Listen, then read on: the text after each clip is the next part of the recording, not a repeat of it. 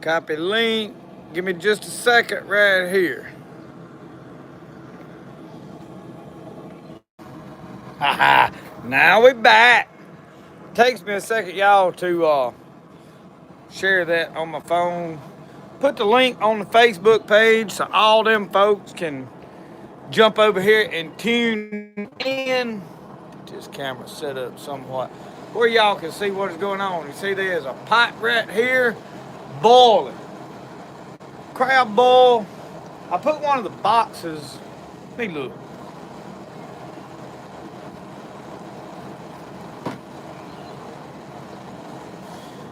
So I did one of the boxes right here, this Zataran's New Orleans Tradition crab boil, and then I put what's missing out of that bottle in there, a couple of good splashes of this.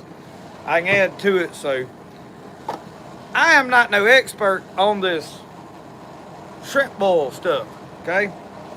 So here's what's gonna happen. I got some shrimp in there we bought we're gonna boil, but I've got some catfish fillets that we had vacuum sealed the other day. This is an experimental thing. I've heard, I mean, I ain't the first person to do it by no means. It's experimental for me, all right? I've never done this. So the first thing we're gonna do is start getting this corn and these onions, then this crab boil. So let me get them cut up. Some of y'all probably tell me more about what I need to be doing than I know, so let me get me a, this has got some wood ashes in it. I'm gonna throw my onion peelings and all that down in there, because I may go dump that in them, all that in the chicken pen. Them ashes will help with some of them mites and stuff like that until it rains and washes the mess down in the dirt. I put a lot of wood ashes and such in my garden, but I don't use it as a cure-all for bugs. It helps. When I got them, I go dump them in there, obviously, but it's not like the one-all solution for bugs. I hear people saying that it is, but they don't know no better. They just watched on YouTube somewhere that it was. All right, so we got onion going in with some onion.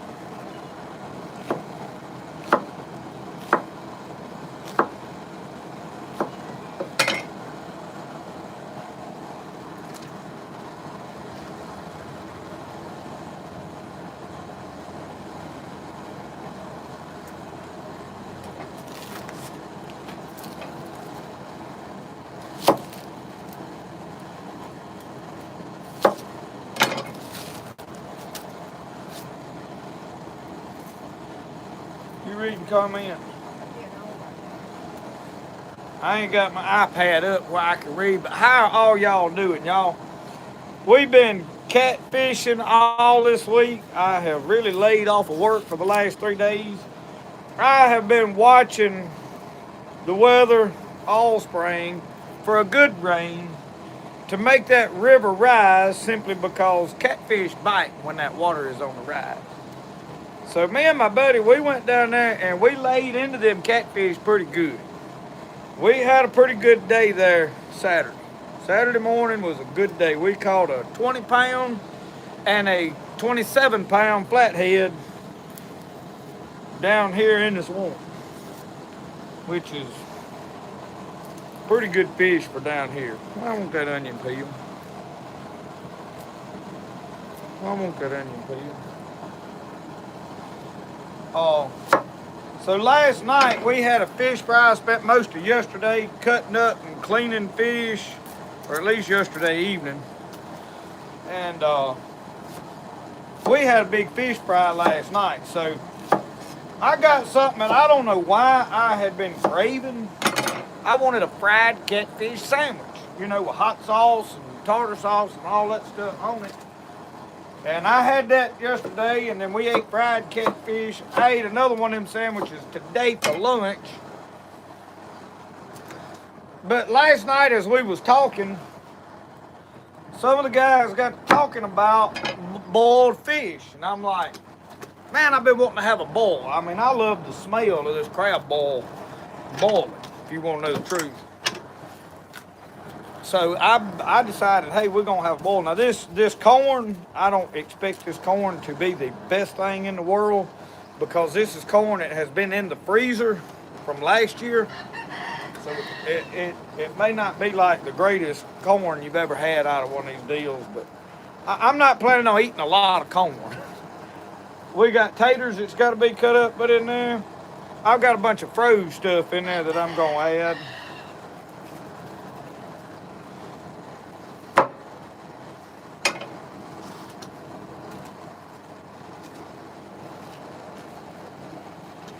And I'm about half thirsty.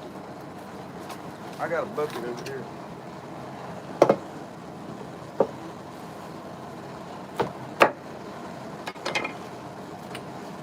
Ow! So anyway, we're doing a shrimp boil. Shrimp, and when I get where I can read some comments here in a second, I'm gonna ask y'all if you got preference on how we do these fish, how long they need to cook, because my idea is I'm gonna get all of my stuff in there boiling and boil it good, and then I'm gonna take them catfish fillets and put them back in this strainer and ease that down in that water and let that catfish boil in this strainer, because I don't know what's gonna happen with it. It may start coming all to pieces. I really don't know how long it needs to cook. I'm sure that has a lot to do with how thick the piece of fish is, obviously. So I'm experimenting. I don't know what I'm doing. If somebody's got a better idea than me and say, hey, you need to do this, by all means, let me know. The shrimp, I know about 3 or 4 minutes on them, you know, if I get that water boiling and drop them in. So what I was going to do is, I think I'm going to dip them fish down in there and let them do and pull them out, and then just drop the shrimp in there, and then I can take the whole basket out. I didn't get all the seals off. All day, all night, since I'm standing in line at Popeyes trying to order a chicken sandwich. I'd much rather have a shrimp bowl.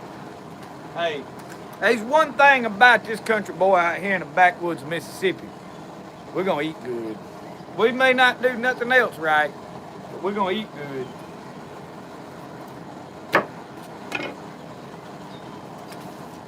And I'll try anything, but y'all know me, I'm gonna put my own little twist on everything. So I don't know, I don't need to put them potatoes in too soon, do I? What do you think, Mama? I'm gonna cut these Them big little ones. bitty ones is gonna, don't cut the little No, I'm not gonna cut the little ones at all. I don't want them potatoes. These are fresh out the garden. Yeah, I just dug these potatoes a while ago. I just grew them babies. Yeah, them some fresh ones. Them seed I saved and put in the ground. But I will say this. They really ready to be dug, them first 3 rows are. But I think the ones that I store-bought is doing better than the seed I saved. And I got deer sausage. I'm going to put that in there.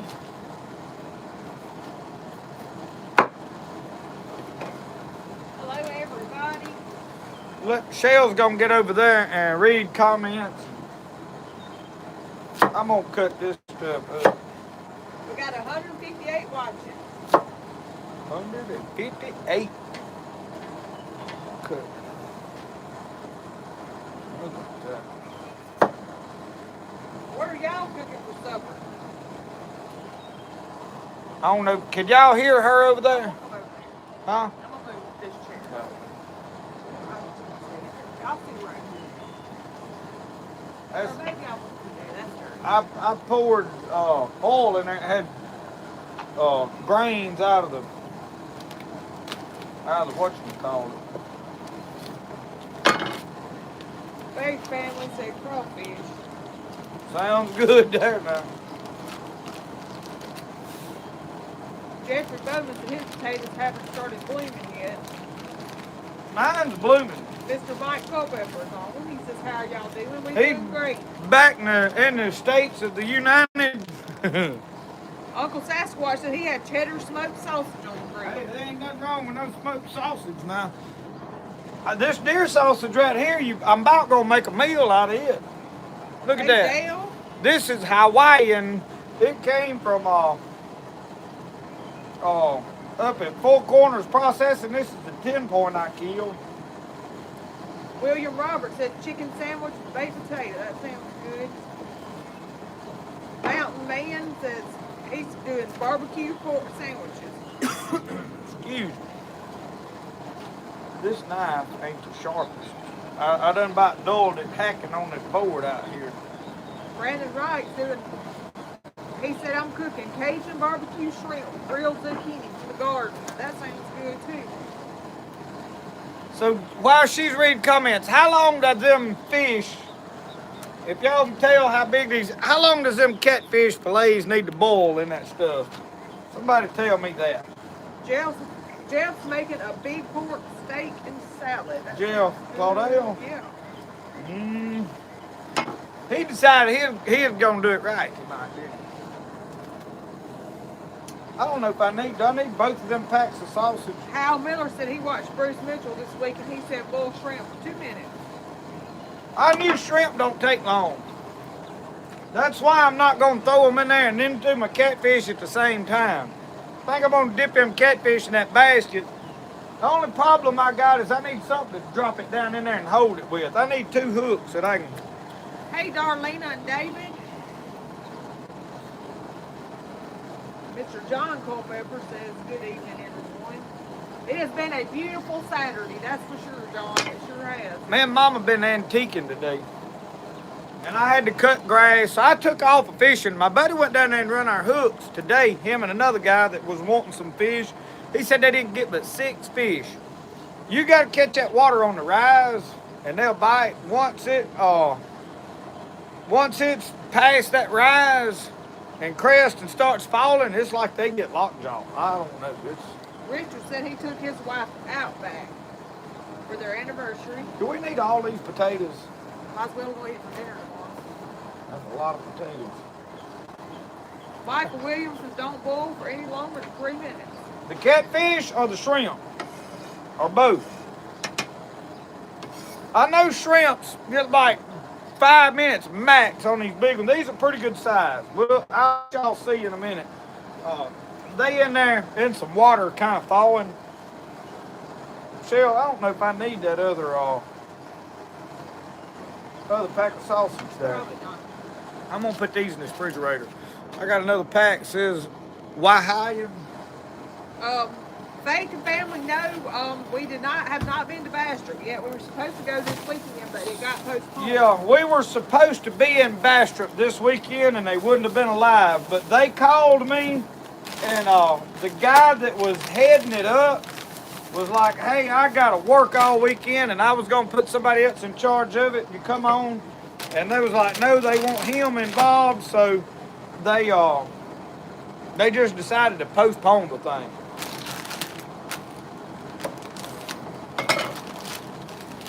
Mr. Mike, Froze bag of Brussels sprouts.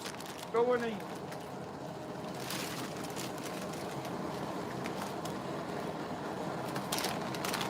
Froze bag of asparagus. That's probably going to take longer to cook. Well, do we not need to pour it in yet? It's frozen, though.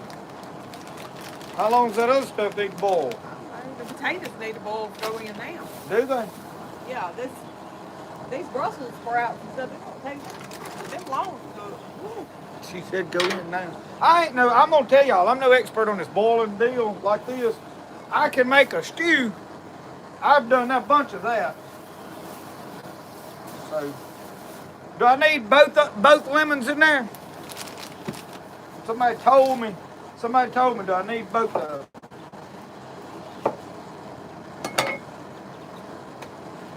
I love me some lemon. Uncle Sasquatch is doing without the beer.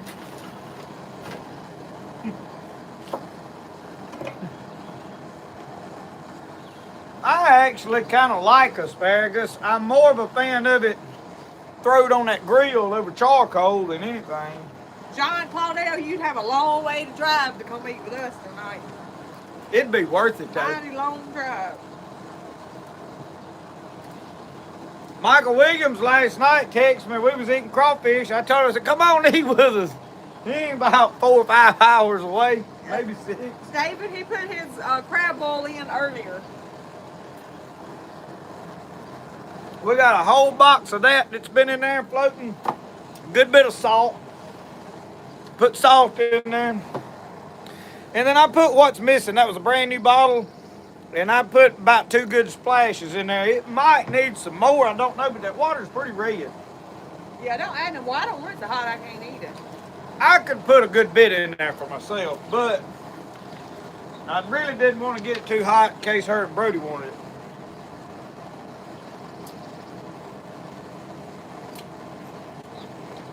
That's good.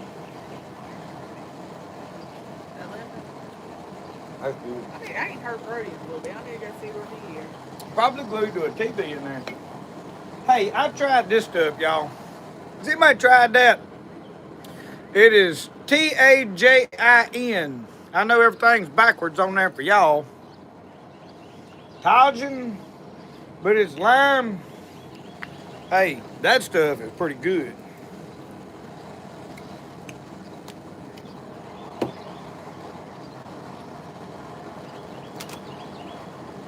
What about these mushrooms? When do they need to go in? Toward the end? I don't know. I don't know either. It's been a long time since I've done. Do I need to do both lemons? Did anybody answer that? Both lemons or one lemon? Y'all get to help cook tonight. This is not one of them cooking shows where I'm the expert. Sometimes I am. Tonight I'm telling you I ain't. But we're having fun.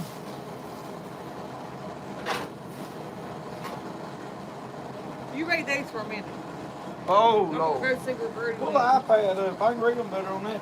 Both of them. That's what I was screaming. Both of them. What? Lemon.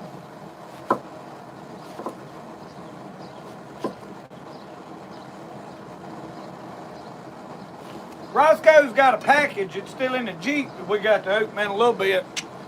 Got a package for Roscoe. Got to open.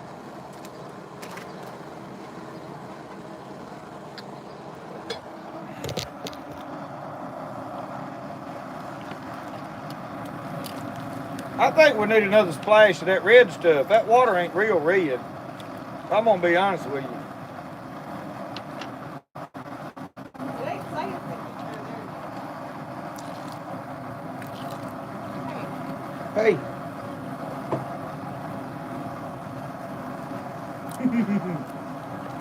Now it's smelling right.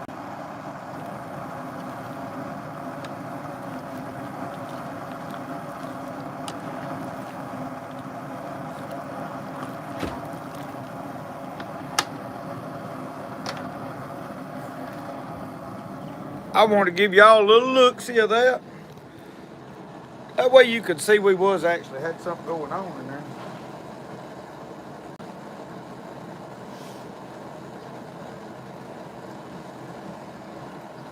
Lawson ate a whole plate? Lord help. He is hungry, wasn't he? John said that was pronounced tahine. John, if you eat that stuff, I'm going to tell you. I'm going to sprinkle that on some of them catfish when I pull them out of there. I know it is going to be good. I'm going to wind up with a big bottle of that. That's going to be my new salt, you know. Now, I'm a fan of my Tony Satchers. It's hard to go wrong with old brother Tony, but that stuff ain't really got a lot of heat to it. It's pretty good.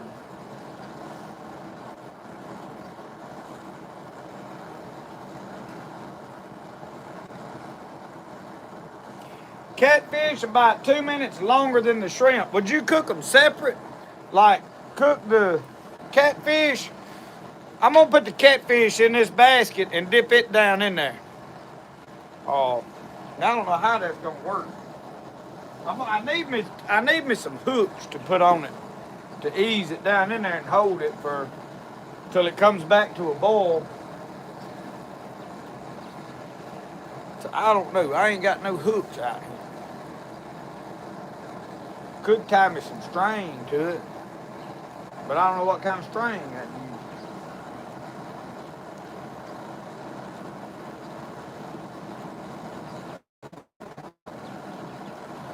Dave, I don't pay no whole lot of attention to what stale cracker do. Anybody walks around beating on a pot and pan, I don't want no cooking advice from them.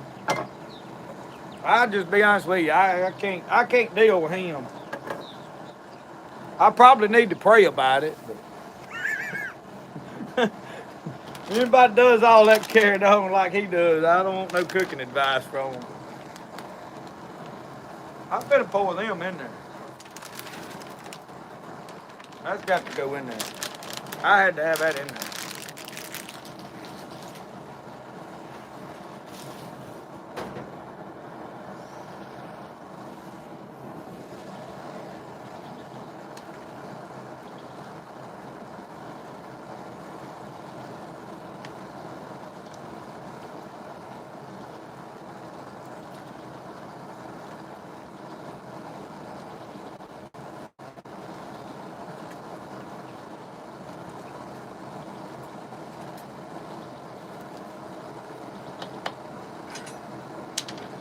Shell, I need some advice. We want something where I can ease that pot right there down in that water and be able to get it out without cooking my fingers. Oh. I don't know You got any idea? I wish I had two of them S hooks, but I ain't got no such animal as that.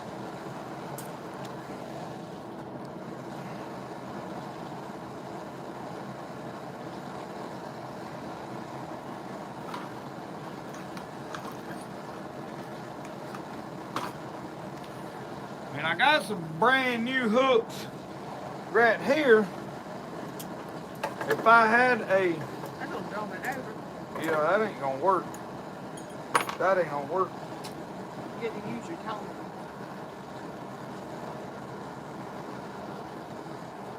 May just throw the catfish in there about 2 minutes before we throw the shrimp in there and send it, you know. I mean, what else do you do? What y'all think? Use a clothes hanger. That ain't a bad idea. I like it. Hey, I ain't gonna rule nothing out. Let me go get them shrimps.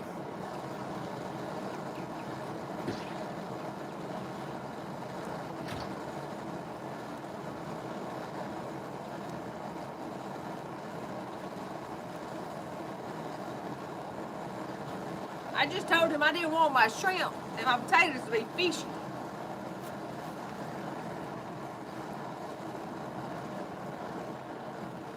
I don't want fishy tasting potatoes.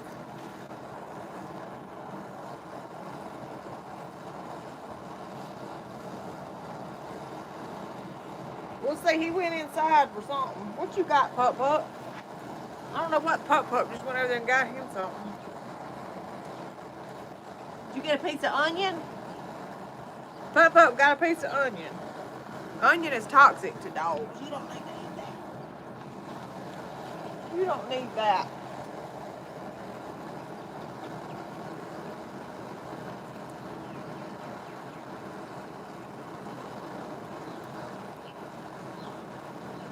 Jeff, Lucky's doing good. She's out here somewhere. She's right here walking around. She's looking for food.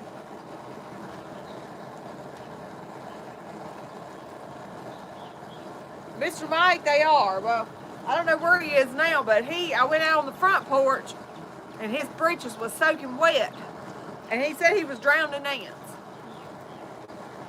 I told him it's getting a little chilly outside to be wet, playing in water. When we gonna put them mushrooms in there? Go ahead and put them down, Audrey. That's what I wanted to hear. I don't know. That's what I wanted to hear.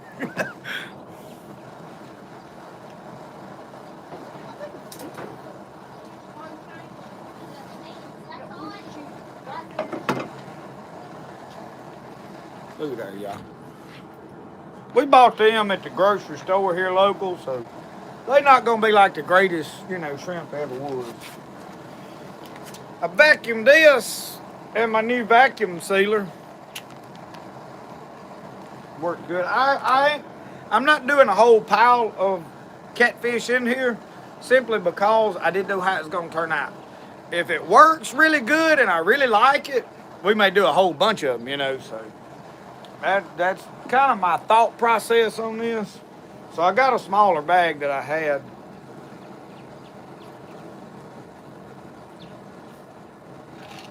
And I'm drinking tomato juice. No, it don't have anything else in it. You know better.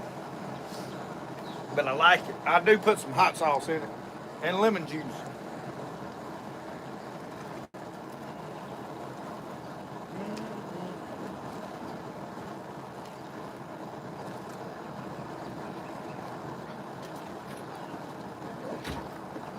That look good right there, Brody. No. I bet it is. I bet it is. That's all you say. I don't know if I got enough salt in it. Think about adding a little more. I need to taste it probably. That is what I need. I probably need a coffee cup. Hey, give me a coffee Go get one of those grass cuts on the back on the front porch.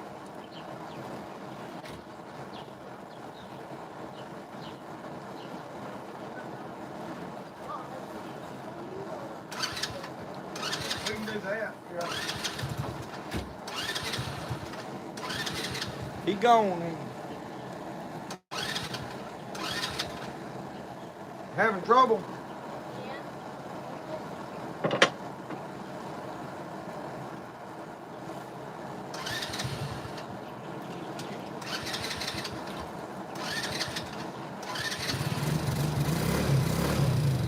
Gotta get the four-wheeler going.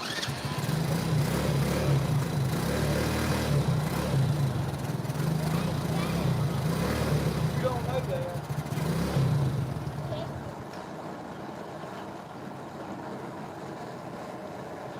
He's been having a little trouble with his four-wheeler.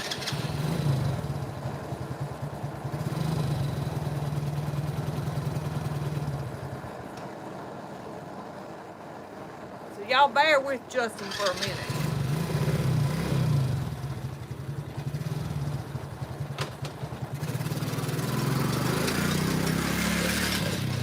He needs his lid on.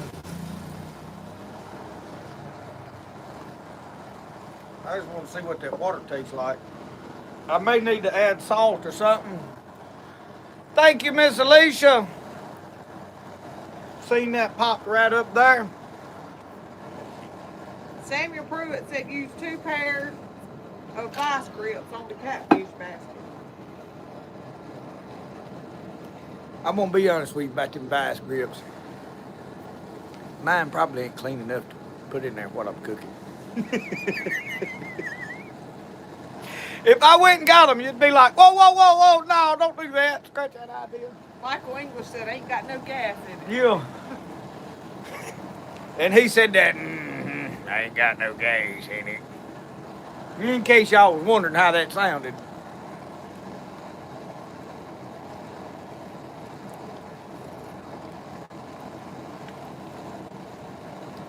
What do you think? Salt?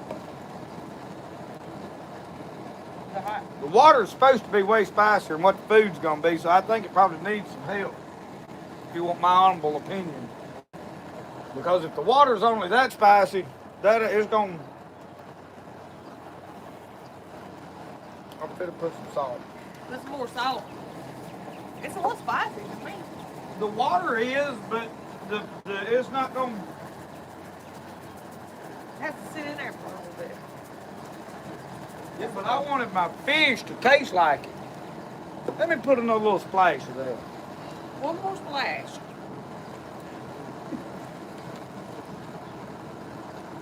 That's good. I feel better about it already.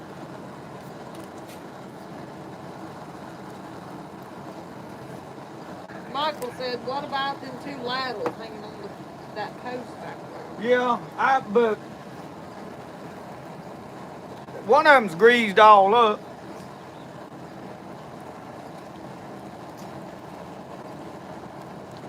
I don't know. I think I'm gonna just cut them over there and just throw them in there. Throw them in there about 2 minutes before I throw the shrimp in there. And then throw the shrimp in there. Because the catfish is thawed out. These shrimp, they still got some ice on them. They probably gonna bring that water out of a boil. Make me some rope handles.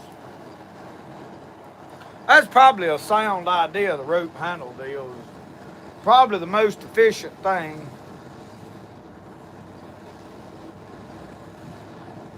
Trying to think right off the top of my head what rope I can put in. I'm scared to use paracord because it's nylon and that heat makes shrivel it all to no end. You know what I mean? Need some good cotton rope. And I don't know if I got any right off the top of my head. Probably the coat hanger is the best idea. I feel like 2 coat hangers, I could pull that off. I may send Michelle after some.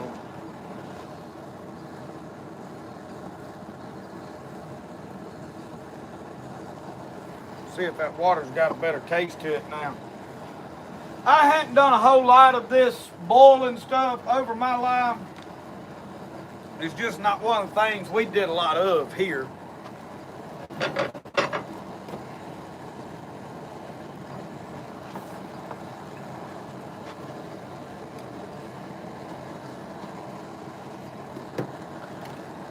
Trying to find somewhere to prop this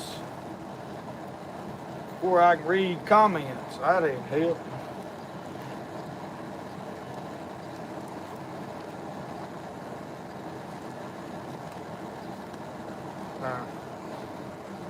Duct tape. Duct tape will fix anything.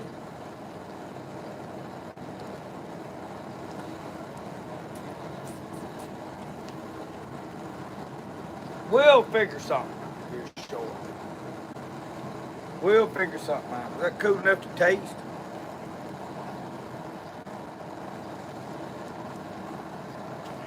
Oh yeah, getting right now. I like it to have some kick to it.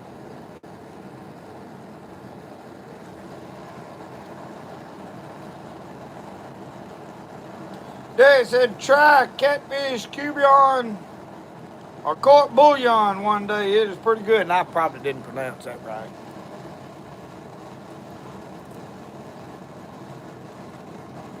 I could about drink that like coffee if you want to know if God's done is true.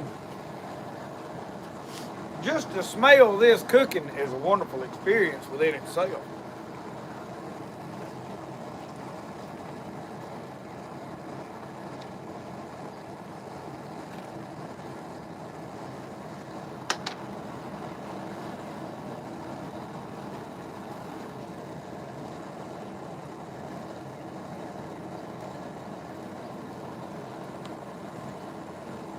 I can tell you them potatoes she said to go ahead and put in there, some of them starting to come apart,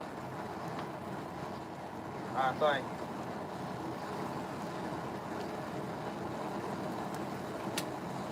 I don't know how long some of that stuff needs to boil, if you want my honest opinion on it. Probably don't have to go very long.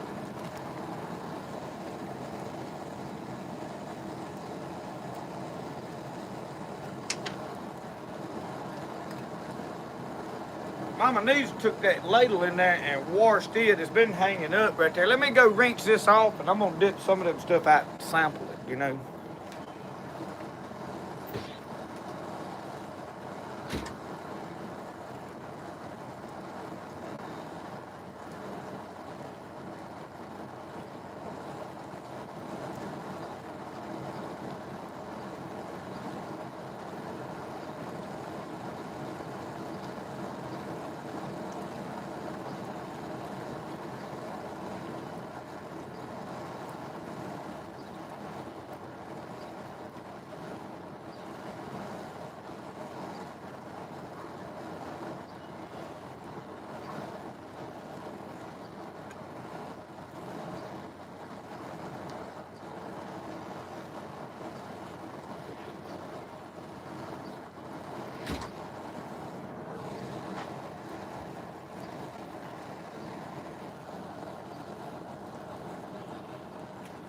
Oh, that's hot. That's hot, fella.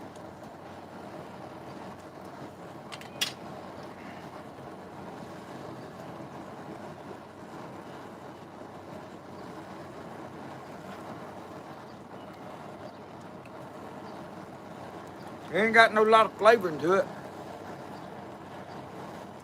I can tell you that.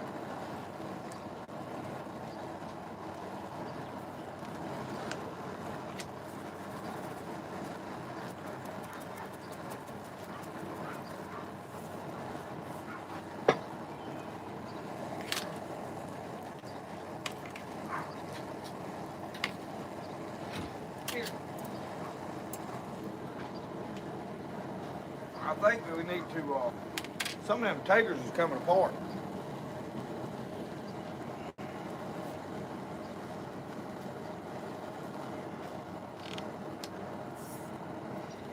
You gonna bend them around now?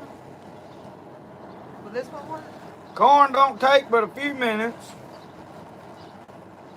Yeah, that's what we hoping the fish don't break up. That's why we building them.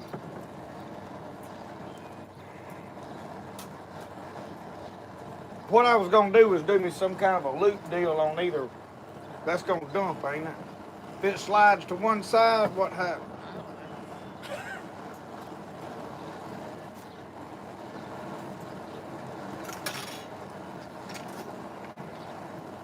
That's a good paddle right there. Biscuit. Boy, I got this thing bent 6 ways from Sunday.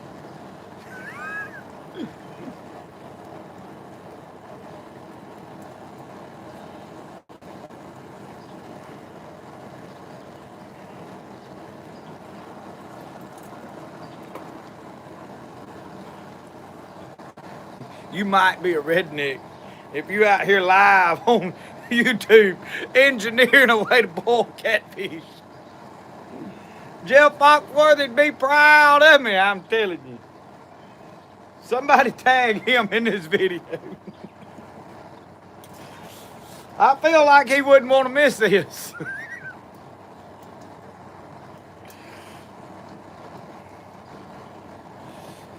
Something bound to go wrong. Y'all know it just as well as I do. It ain't no way this is gonna work flawlessly.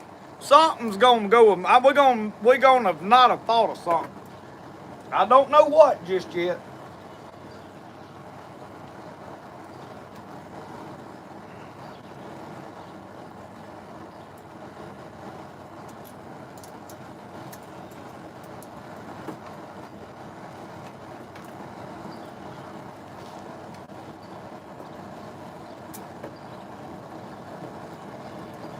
All right, we fixing to go in with these catfish.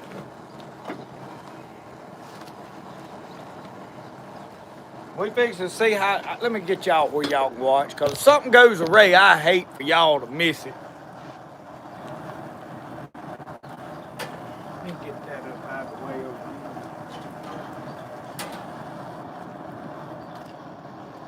here. Look at there. Man, y'all, that is gonna work good. We're gonna give out what time is it? Somebody time this. I can't see my clock on him. Oh, it's 7:37 on that one. So we don't know when it's gonna change. 7:38.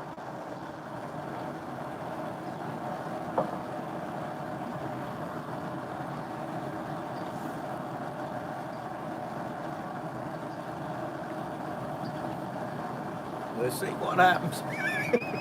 That worked a lot better than I thought. I'll just be honest with you. Holding the paddle down's not really my problem. It's retrieving it's what I'm more concerned about. I like these. Getting a hold of them handles in there, that was my conundrum. Now I got my 2 large, long handles. I can pull that up out of there. I do think we own to something here. Yeah, it's slowly sinking down in there. Getting it in there wasn't really a problem.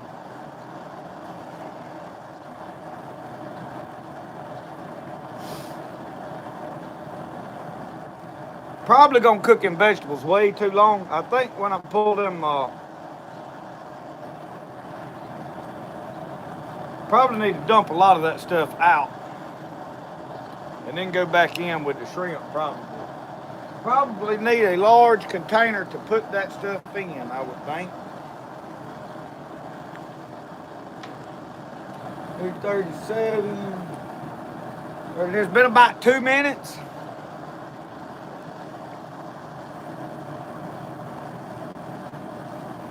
They ain't big pieces now.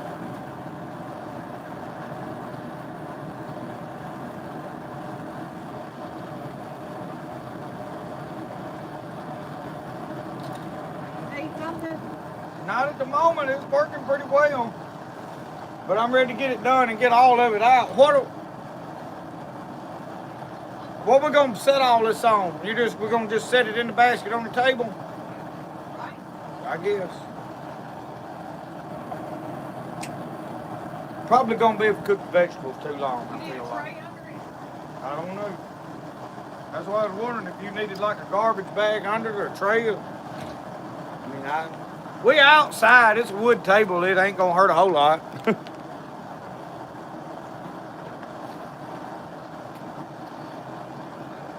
It's an old wood white oak table that I built, so I don't think it can hurt no whole lot.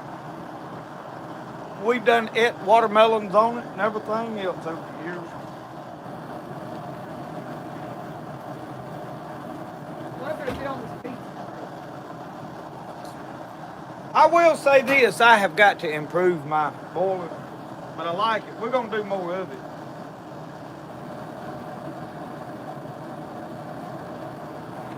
What's that clock on the iPad? I started at 37. 40. Been about 4 minutes. Them small. I'm I thinking thought you about, said a timer. I didn't have a way to set a timer. Where was I going to set a timer? Oh. I'm recording with my phone. I think I'm pulling that out. You think it's done? I think so. How long was it in there? Well, yeah, it's coming apart. All right, I'm going in with these shrimp now.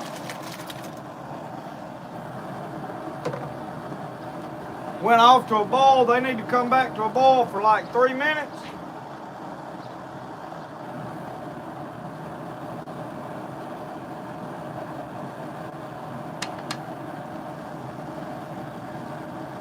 Right there. I want one of them mushrooms and one of them Brussels sprouts over here where I can taste it.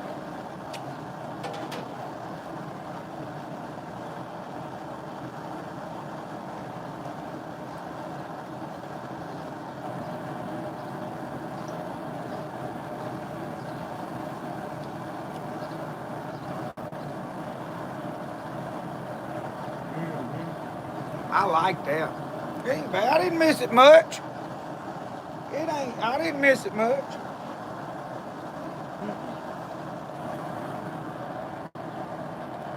I'm watching that to come back to a boil. See what a piece of this catfish tastes like.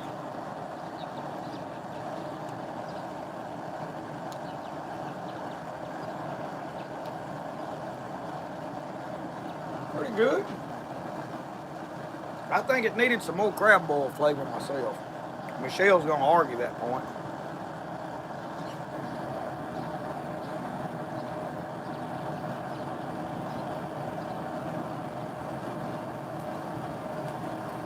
I can tell you right now.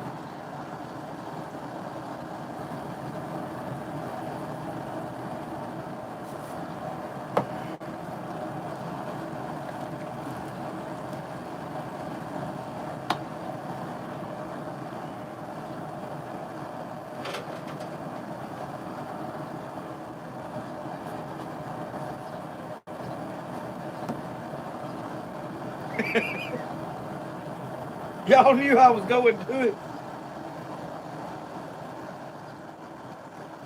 Now we're cooking with Crisco. Or Tony Satcher's. Try this Tahin on a piece.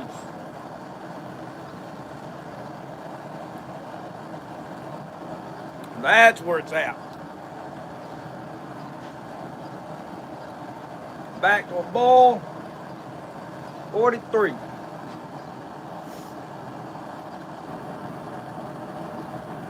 We're not gonna let it come back to a boil long.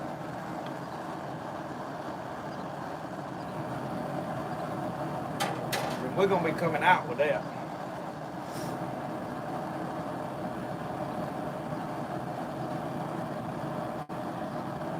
$44. About 1 more minute.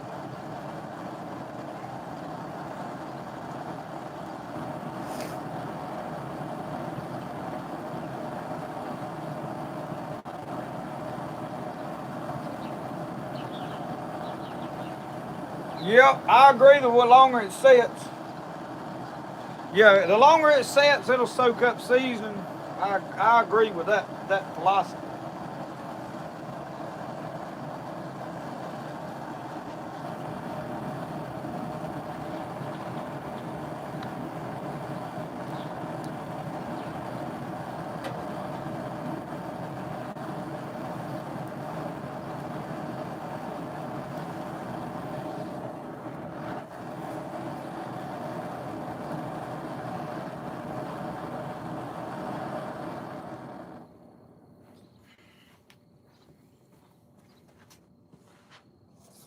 I'm gonna take this over yonder and set it on a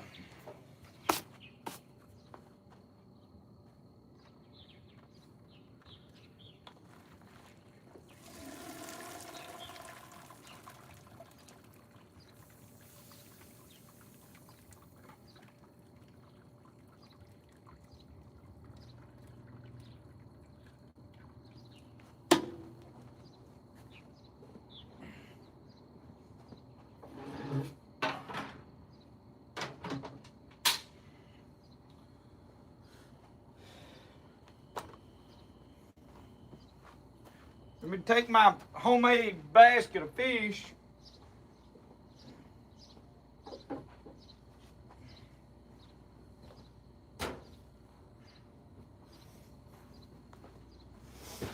Now I need all my paraphernalia. Let me turn y'all where y'all see what's going on while I'm gathering all my junk up.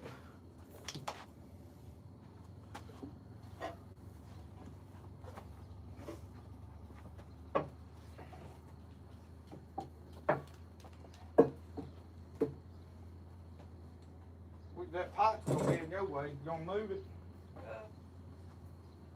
I need to go and get that other black Just set it sheet. right out yonder. Heavy. We toted it over him. Just sit right here.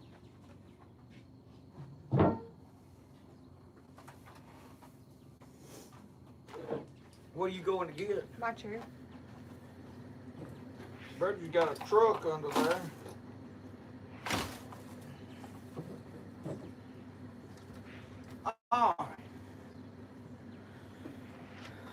We had to rearrange some stuff.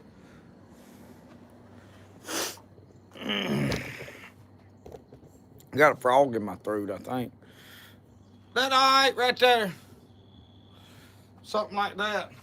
We got a pile of cast iron over there on the... I'm gonna have to sample one. We might as well go ahead and say the blessing. Yeah.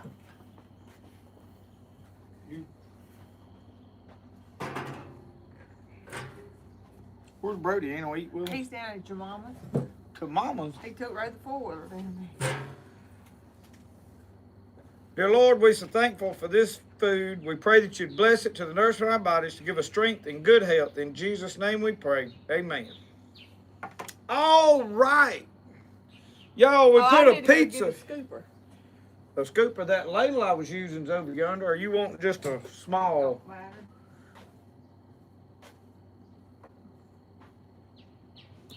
First thing, I'm gonna pull some of this catfish over here because that is what I was wanting to experiment with. And where's the Tony Satcheries? You got a glass of tea right here. You want it? Yeah.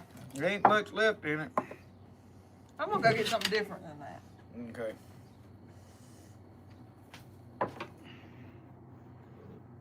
Okay. Boy, it smells good. Smells good.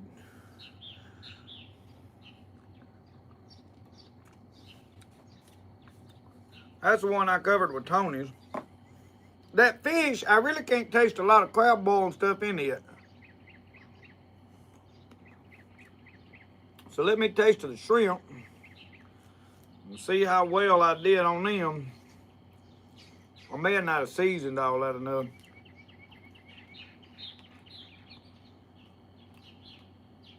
It's all right. I could have put a little more crab boil, but it's got some spice to it. Of course, I like it really spicy, so I'm sure Michelle thinks it's probably just right. I want to know what you think as far as flavor goes with it.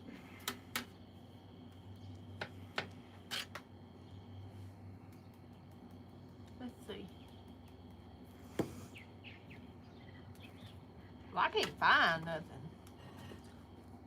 Well, don't mush it all up. Put your glass over.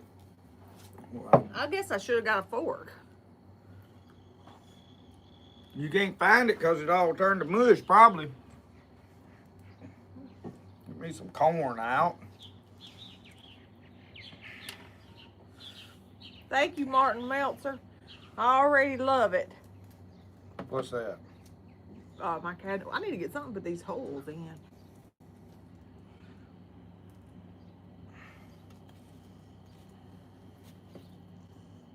Get me some shrimps. I hear that four-wheeler down there running. I can tell you what happened. Brussels sprouts went to the bottom. There he comes. Whoa, he said. You want a mushroom? What? What? You gonna eat anything?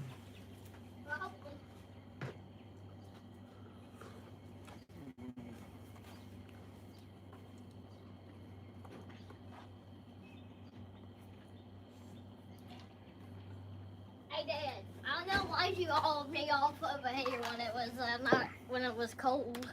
You what? Why did you haul me up here? Haul you up here? No, call Nana. I didn't call. What you scratching at? Quit. What you eating? Brussels sprouts, catfish, shrimp, corn, mushrooms. You want mushroom? Yeah. Here. Are they hot? No.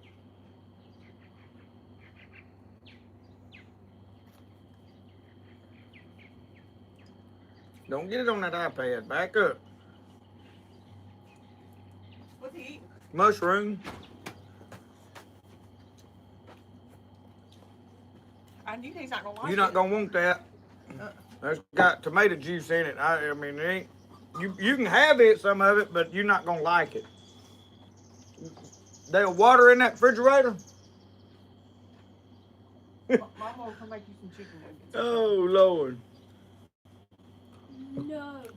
No. What? No, I don't want chicken nuggets. Okay, Unless you got me dinosaur nuggets. I did. Alright, I want dinosaur nuggets. I said I want dinosaur. In just a minute. Dave, it is probably a lot like crab meat. It's really pretty good. What do you think about the shrimp? Have you eaten They're one? good, yeah. I think we could have put some more crab boil in it, if you want my opinion. What do you think now, honestly, eating it? Probably I'll let it sit there soaking. Well, we can go set it back in that water. You want to set the whole basket back in there? Yeah. That's what I like to hear. I like when she agrees with me on something. You know what I'm gonna do? Put some of that catfish right back on top too. Yeah. Now that'll get mushy. Well, they ain't boiling no more, so.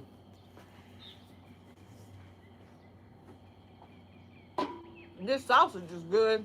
Is it? Well, the first bite I took wasn't that great. Of the sausage? Yeah. let it soak a little bit. I think it'll be a lot better. We got 321 watching tonight.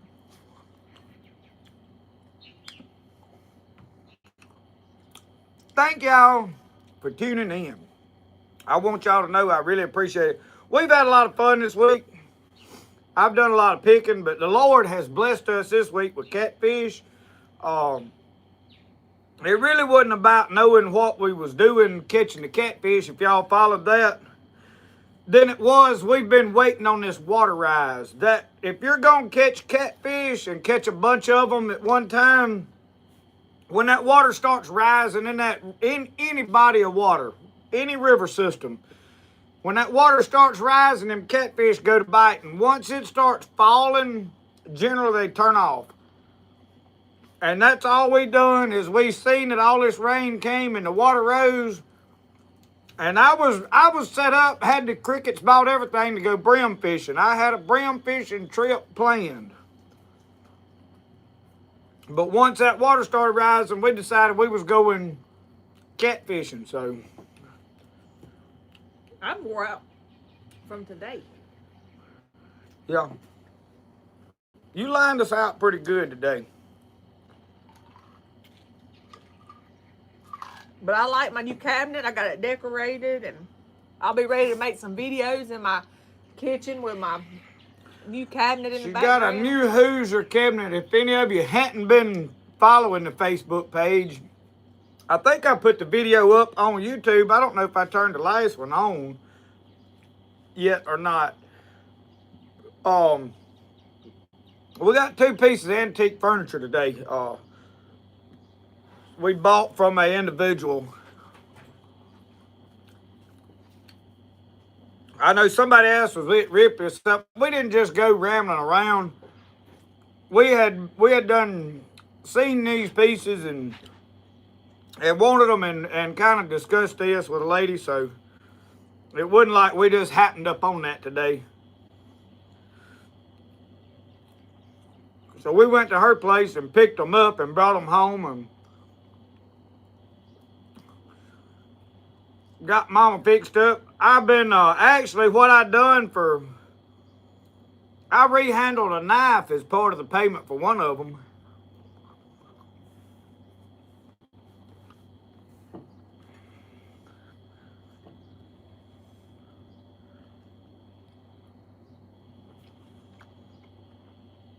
Them mushrooms about my favorite thing out of all this.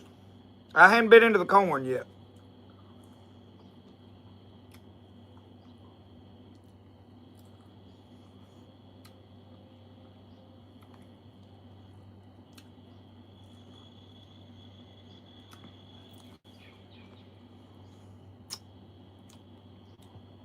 I'll tell you this, I'm going to do it different next time I do it. Next time I'm going to do it, I'm going to cut all my vegetables up and be putting them in that basket and set them all in there at one time, I think.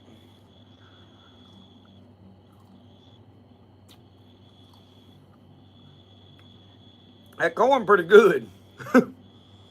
I'm sure by y'all watching me eat it, realized it was pretty good, huh?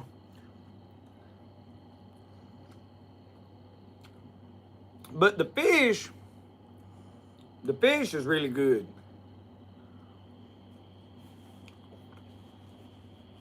So if you want to do boiled catfish, you do it about like you do shrimp, I guess. It worked pretty good.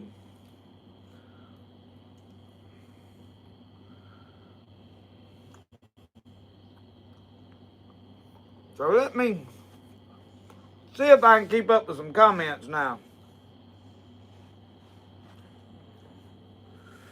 Michael Gatlin, I agree. He said the more crab boil, the better. I agree with that. The reason I was skeptical and easy on it was because of Brody and Michelle, which what little we put was too much for Brody.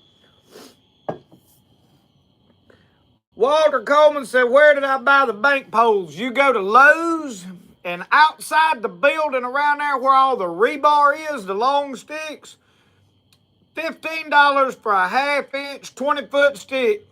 Well, it was $16 and something, I think, of 1/2 inch fiberglass rebars. What you looking for?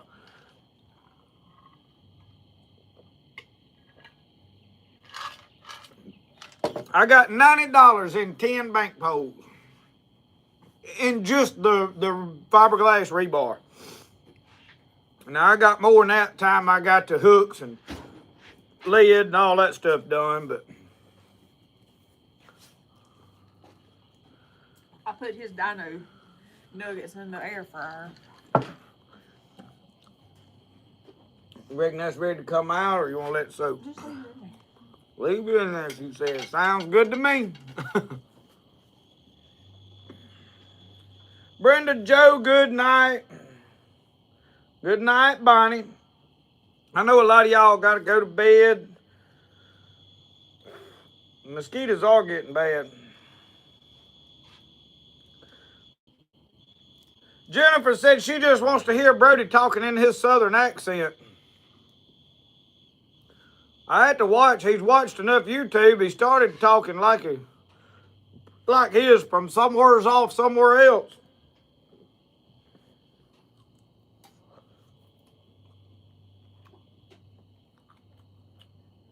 Bobby, I don't know exactly how long we've been making videos. About 5 or 6 years, ain't it? Brody's 6. I hadn't started before he was born, did I? Probably around 5 years. It may be around 4. You can look back to your first video. Let's see. I Well, can tell y'all right now. The first video, the first video was 14 years ago. 7 years ago, you've been putting them out regularly. I started 7 years ago. I thought I'd been doing it longer than that. Yep. 7 years of videos. Lord help.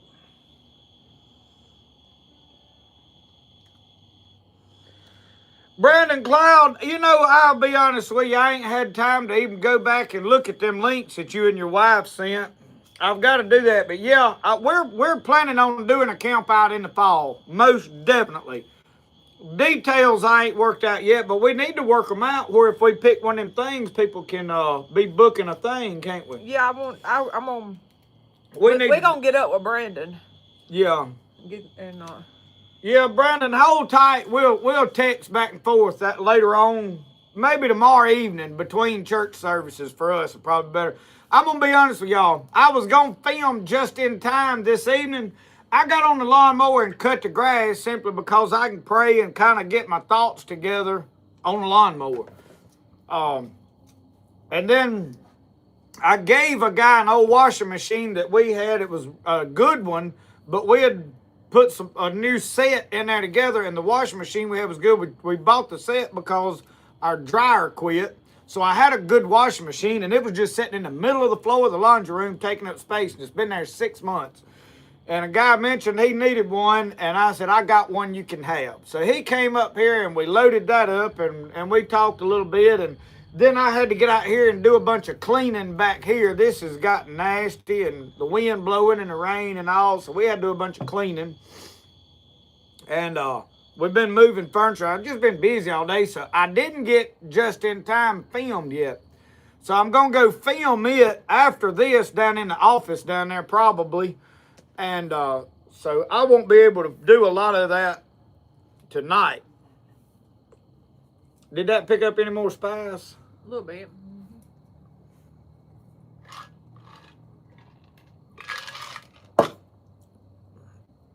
I'm thinking I want a bottle of water, but we ain't put none of it in the refrigerator, have we?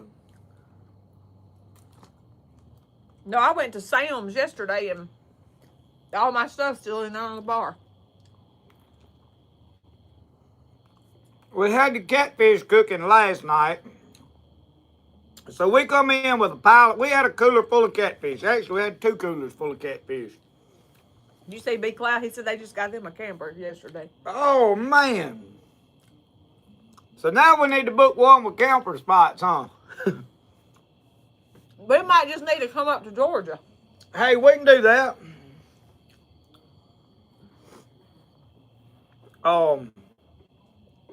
But anyway, we caught a bunch of catfish, and me and my buddy cleaned them.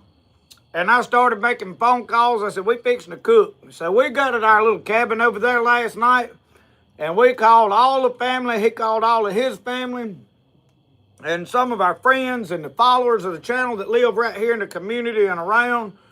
And got us enough people to eat all them catfish. And we eat most of the catfish. I sent a guy home about 2-gallon bags of fillets. He had asked previously for some fish if we had any extra. And I said, yeah, we'll have some you can have. And that's what I do, y'all. When I catch a bunch of fish like that, I've got people that either want fish or I cook and feed a bunch of people. I don't just hoard them up. Probably the next trip I make targeting big catfish, I'll probably release big catfish.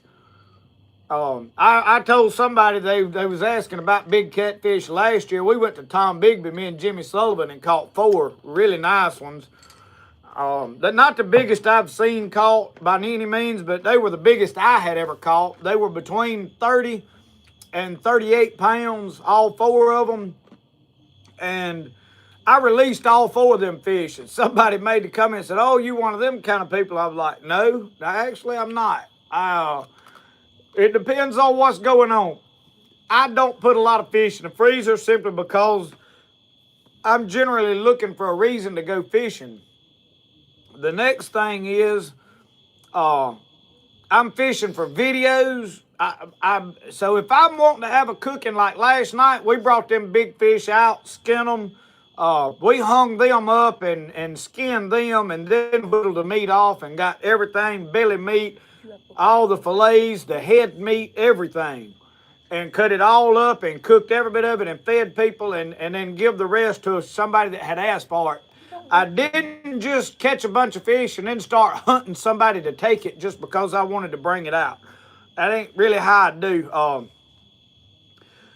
If I'm looking for me to just cook catfish, I'd rather have channel cat about that long. That's what I had preferred to cook and eat.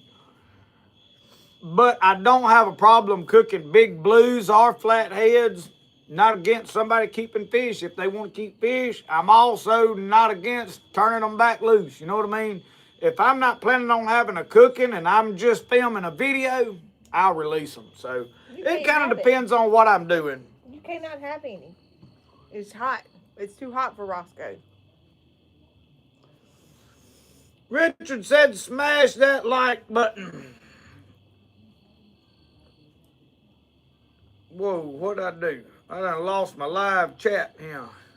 Hit the Uncle Sasquatch is going to feed the live chicken. No. Of the fancy chicken. He got to put it to bed. He's got a cockatoo he has to go see to about 8 o'clock every night. When he comes back, I've got a package that I need to open, so I need to know when Uncle Sasquatch checks back in here.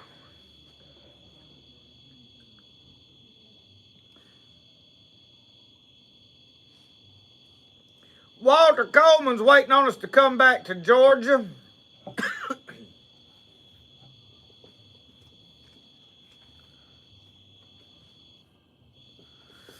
Jeff, load up and come on down here anytime you get ready, brother. When you get the funds up that you can afford to come down here, just come on. You can come hang out anytime you want to.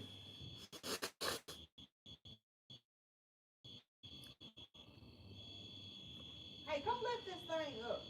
Lift it up. Let me go help Mama. I'll turn the camera around where y'all can see what we're doing. She's digging in this pot over here. I can't see nothing. Hold up. You hold it. What's back? That thing's hot. Oh, here. Where you gonna put it? No, I got it right there. Them potatoes turned to mushy bush. Yeah, I told you they needed to go in later. You said they needed to already be in there. I've cooked enough stews to know potatoes will come apart on you. Next time we're going to put all the vegetables in one thing and drop them in at once. And I don't even know what happened to what was them round things? Brussels sprouts, they sunk to the bottom. They right there. There's your one. You ain't gonna eat no more? Yeah, I was just talking. It's getting a little chilly. I might not get to stay out here long. Cold.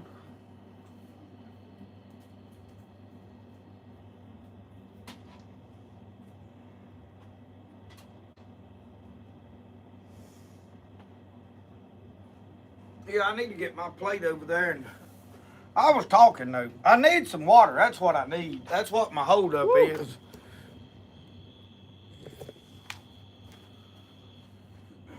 I thought I had some bottled water somewhere in. I don't. One bottle back in. This don't go fast. Y'all, I think I am fixing to go on a journey to some better health. Now I'm not fixing to go on no strict diet, but I got to do a little better job of my health, I think. I've started drinking more milk. What do you want? Roscoe the Wonder Dog.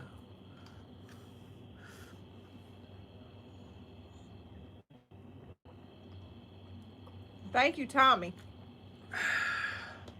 Samuel says Cypress Landing RV in Andalusia, Alabama. And that's what Brenda Gantz from Andalusia.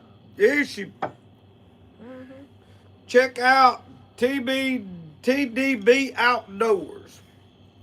We'll have to look into that.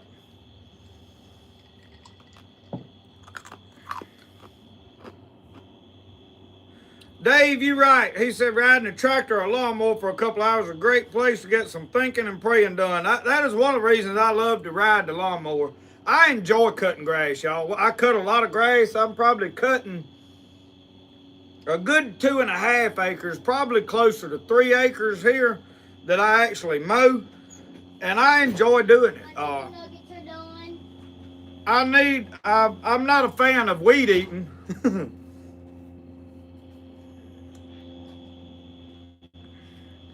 Cypress Landing. We'll have to check into Cypress Landing.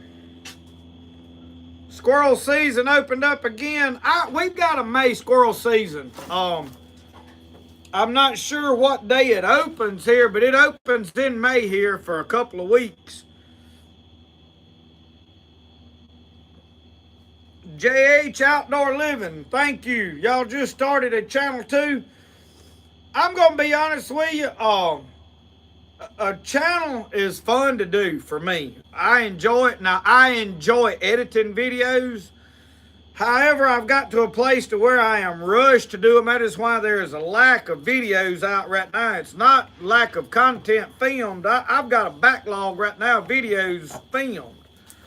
I just can't find the time to get in here and edit. The other day, the one y'all watched yesterday, I edited it at 5 o'clock in the morning, the other morning before we went fishing. I went to bed early and woke up early, and I just got up and got me some coffee and sat in there and put a spoonful of honey in my coffee and sat down at the computer and started editing. I enjoy editing videos, but it's a lot of fun. However, now it can be a hassle, and the negative comments can get to you if you're not careful. I'm finna pull this charger out of this for a minute. So if the negativity starts getting to you, quit reading the comments for a while. Everybody's going to have an opinion, and there's always somebody that's done it bigger, done it better, went longer, went further. I mean, they're just out there. You just got to overlook it. Negative comments are a good thing. That means you're growing. That means new people are finding you. But you'll find your people, and you'll find people that love you and think you're wonderful, and focus on that and do what you do. Stay true to yourself. Don't try to copy what other channels are doing. Don't try to be like somebody else. And I mean, you can kind of watch how they posting and when they're posting and how often and if they're growing or not growing or whatever. You know, you can do that. But don't try to, imitate another channel. Be yourself. Be original. That's always good. But the commenting and replying to stuff helps you grow. The algorithm likes for you to stay engaged. So negative comments, overlook them, but leave them there. Don't go to deleting all of them and all of that. sent him a bone somewhere. No, Walter, I don't need them at the moment. I've got a couple, but it's not. I'm trying to source some here locally. So I've got to talk to a man at a sawmill here, and I'm gonna see if I can locate some in my area. But yeah, I'm gonna need them. Don't I want them? I want the blades. I'll come get them sometime. Me and Michelle will get on a road trip, come to Georgia one day and pick them up. Spend the night over there. We need to come see Jason anyway. And M4 Laser Works. Joey may be coming this way at some point and can come get them and bring them. Joey's wanting to come go grinnell fishing with me sometime, so that's M4 Laser Works if you're not. That would be fun, Alicia. I'm always up for going to eat. Uncle Sasquatch, are you back yet? I know he's putting his cockatoo to sleep. Goldenrod and rabbit tobacco tea.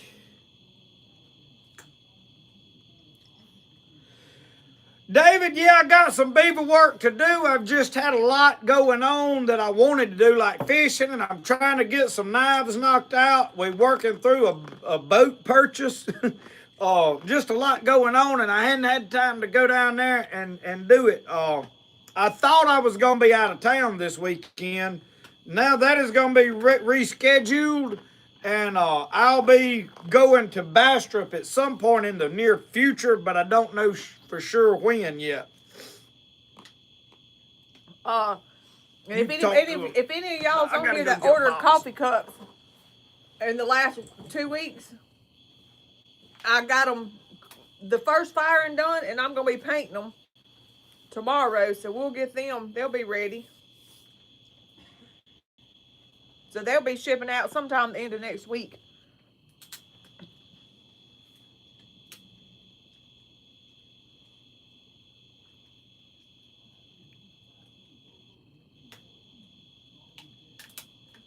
Doll Mountain. We stayed on Doll Mountain before, and I really wasn't a fan of Doll Mountain. I was scared to death up there with Brody on those little cliffs because you back your camper up and then it's just drop off. I said no, and there was a bear up there, and I said nope, that wasn't for me. My anxiety went over the top on that trip.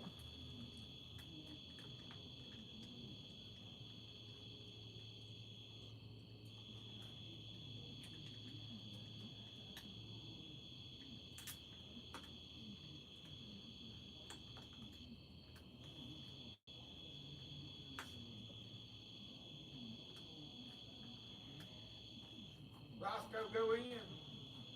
I don't know where he went. Where'd you go? Oh. Roscoe. Where'd Roscoe go? Roscoe! Roscoe! I don't know where he went. Well, now we're waiting on Roscoe.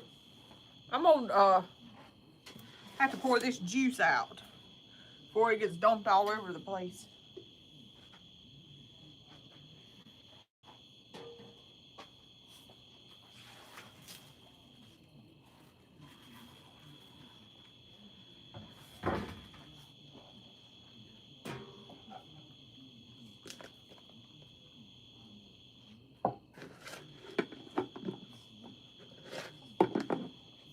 We might have a mess out here before it's over with. Probably.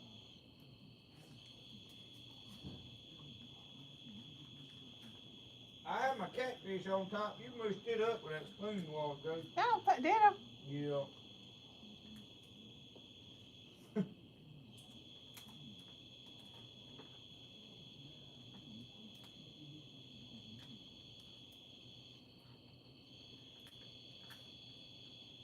You're right, Brandon. Even negative comments, they will help your channel grow, at least, especially on Facebook.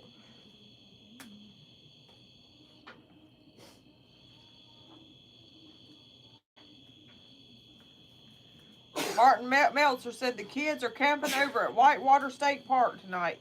So charred marshmallows are on the menu. Charred marshmallow. I love some burnt marshmallow. Hey, Randall Hayes, we're talking about campground. He said Dog Mountain on Carter's Lake. I told him. I said, well, let us tell you about Dog Mountain. You done told him? I told him Dog Mountain. I wasn't a fan of Dog Mountain. Hey, let me tell y'all exactly how this happened from my perspective. We stopped. First thing, we got this little intersection down there, and there was this fella down there had a trailer pulled up there at the intersection, and he was selling them boiled peanuts on the side of the road. Now, I'm going to tell you, you ain't ever eat boiled peanuts if you ain't stopped one of them little trailers side the road and bought you a sack of boiled peanuts. So I stopped and got me a sack of them boiled peanuts. We headed up the road. We was going on up into Bryson City, but we was looking for a place to camp in Georgia, and that guy selling the peanuts, he said, man, Dog Mountain's right up the road right here. We had a tent, all that in the back of the truck. We were taking a puppy to meet, Two puppies. Two puppies to meet, what's her, she come in the other day, I talked to her. I shouldn't have thought, I can't remember the name now. We know her, but my mind's just blank right now. Went up there and to meet them in Maggie Valley. So we were headed up there with a puppy. We had a tent. We were going to camp out. We had all our camping gear. We got Brody. And so we find this Dog Mountain right up the road. It ain't nowhere. And it was a beautiful campground, y'all. We pulled up there. Michelle, she said, I wonder if there are bears. I said, oh, there ain't no bears up in this area. There ain't no lot of bears. We pulled in. Got up to the top where it kind of levels off there, and you can see the gate, and it says Dog Mountain Campground. There was about a 500-pound black bear standing dead middle of the road right there. She was done. Right there, she was, let's go. I said, oh, it mows it on across the road and went in the bushes. I said, it ain't going to bother nobody. We went on in there camping. Her blood pressure went through the roof. The worst thing in the world, she drug that blooming blood pressure machine up there with us. First thing out of the bucket, she hooked that up and strapped it to her arm. Oh, Lord. Her blood pressure was out of sight. We on the side, this campsite, at the back of the campsite, it just dropped off, and it went down to a lake. And I mean, it dropped off. It's probably 50 or 60 foot down there to that lake. And Brody's, you know how Brody, he was wide open bouncing off the walls. He'd been cooped up in the truck for 6 8 hours riding, and he was ready to tear the bark off of trees out there. And she's worried about this bear, and Brody don't go nowhere, and we got two puppies running all over the campground. We're trying to keep them wrangled up. We're trying to get a tent put together. We figured out we forgot this, we forgot that. We ain't got no chairs. We ain't got no lights. She was ready to go home before we ever got started. We went down to Walmart to get chairs and lights. Yeah, and she got mad at me for eating them boiled peanuts in the truck. She said, would you please stop eating them boiled peanuts? Y'all just had to been there. He was I was just a nervous wreck. And he was just flying up that mountain and around. And I was living my best life. And he was chomping on peanuts. Finally, I looked over there and I said, would you please quit chomping on them peanuts? I didn't know we even had a problem.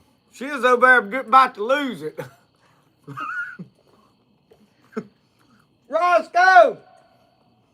I got a box here from Uncle Sasquatch, but I'm waiting on Roscoe to get back. He's gonna run off visiting or something. I didn't like that sausage. You liked it. I'm gonna try my catfish after they soak. Oh yeah. Good. Them catfish a lot better after they sit over and soak, y'all. I'll tell you that. They're a little more mushy. They can be improved from what I've got right here, but I got a good foundation to start on. I know it can be done. I'll definitely boil catfish again. I'll have me a little better setup.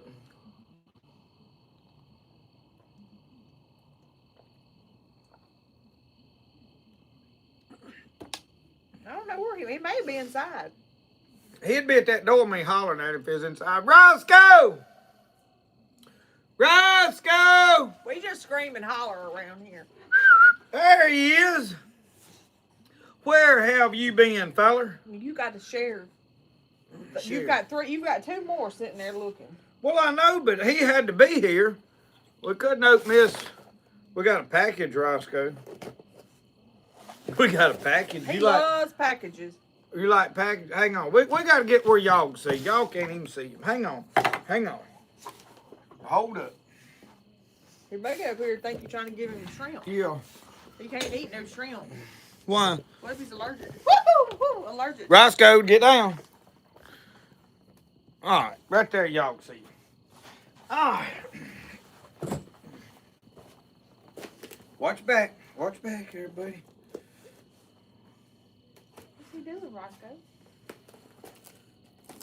Puppy ain't figured out there's things in them boxes. Yeah, he don't know. Puppy don't know about packages yet. But Roscoe He's sitting right here. Let me turn that down just a little bit, because y'all watching the dog now more than y'all me.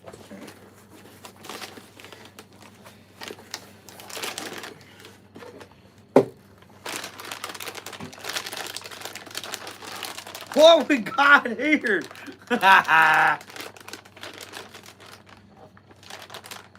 Biscuit. Biscuit knows what's in that bag. Yeah, he may not know about the watch, pocket knife, biscuit. I think Lucky knows. Lucky don't get a whole one though. I don't give none of them a whole one. All right. So anyway, just so some of y'all are, Uncle Sasquatch sends these treats. Not to bring up sore subject, Uncle Sasquatch used to buy these for Jake all the time, and after Jake's gone, Roscoe is now Uncle Sasquatch's dog. Pretty much. There, Pup. Here you go, Lucky. There you go. There you go, Roscoe. Pup. Lucky, get another little bite. Lucky can't have too much. Lucky's bad overweight. So watch this. Stand up. Just stand up. Can you stand up? Ooh, he can dance. Can you dance? Oh, he took it. He just took it. Good boy. That's it. You don't need too many. You'll be putting on pounds again. That was good, wasn't it? Uncle Sasquatch says, yeah, I kind of adopted Roscoe. Yep, he's part Uncle Sasquatch's dog. I'm not the sole owner of Roscoe anymore. I give partial ownership to Uncle Sasquatch. I'm gonna load Roscoe up here before 2 got off alone, and we're gonna ride up into Tennessee. You can't have this, Roscoe. I'm sorry, buddy.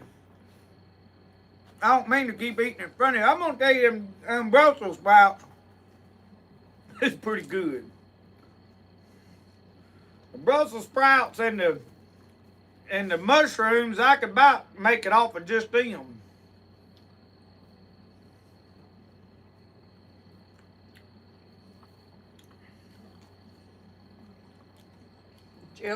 Jeff Caldwell said when you was opening that bag, his dog was watching you. Yeah.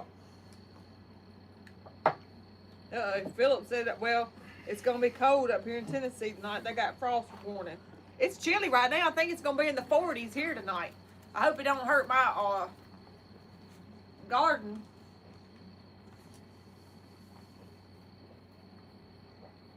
Because we sure didn't cover nothing up. No, at this late in the game, I ain't covering nothing up. It is what it is. Everybody said Roscoe is a superstar and he's a rock star. Yeah. He's more famous than me. But Pup's the mischievous one, aren't you? Son, Pup will get into some stuff now. You lock him up and go on about your business and come back to this afternoon, and he'll have your house destroyed. He'll find something to chew up. Most of the time, I can only find one shoe to everything. I don't know what's happened to him. I don't know where he takes them to. We've looked under the bed. That's his favorite place. Jeff Claudette said it's 36 there. Y'all might want to start covering stuff up yonder. He said he didn't cover nothing.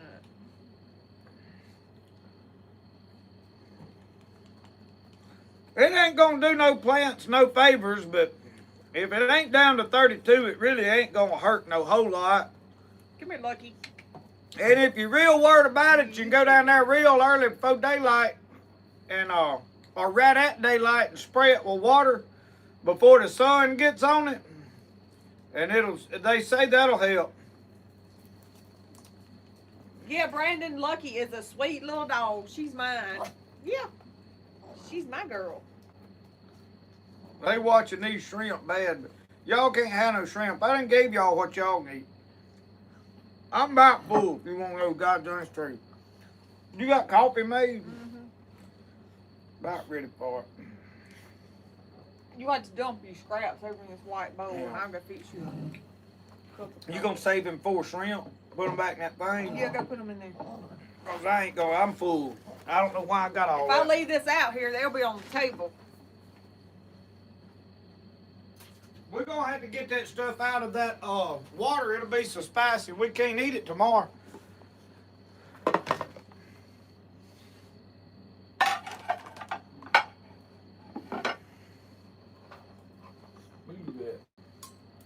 I'm done with it.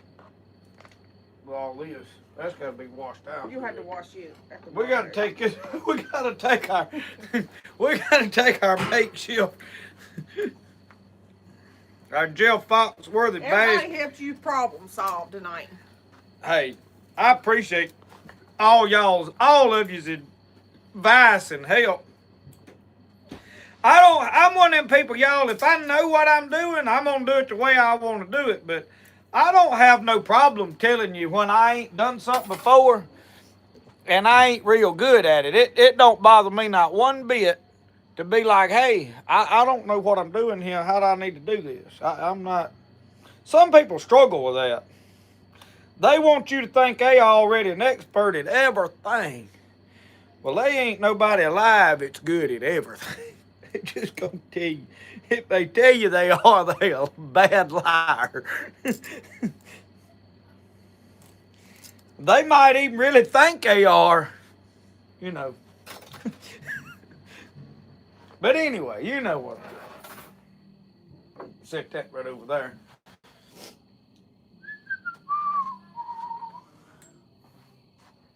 I'm thinking right now I should have built a fire out here.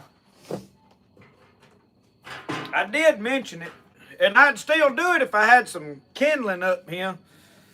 But I don't know. There may be some kindling in that box over there. I'll have to. But I ain't gonna be out here long enough really to need one, you know what?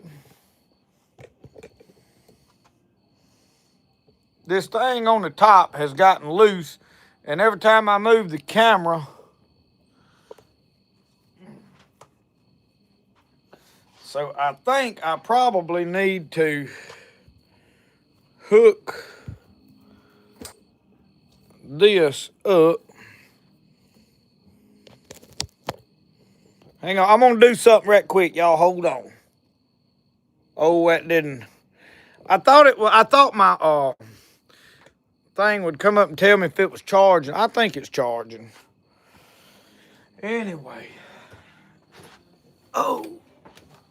It's a little bit chilly. I about could use a long sleeve shirt. Brandon Snow said there ain't no shortage of experts on YouTube and they don't mind sharing. I'm going to be honest with you now. I have gotten some really good ideas of stuff over YouTube. I have actually learned stuff in the comment section. I'm not going to deny that. But I have had some people come up with some terrible advice too.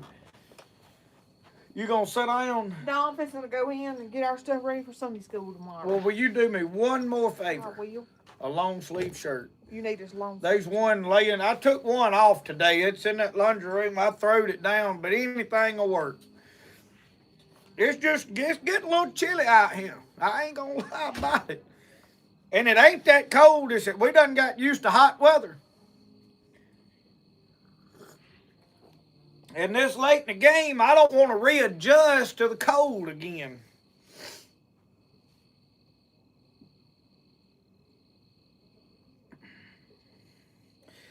Jeff, what I had a man tell me, right, Roscoe, get down, is if you'd go out there and miss the top, basically that water will hit and melt any ice crystals that's on them blooms, and whatever it is about them ice crystals is what kills that flower when the sun hits. I don't know.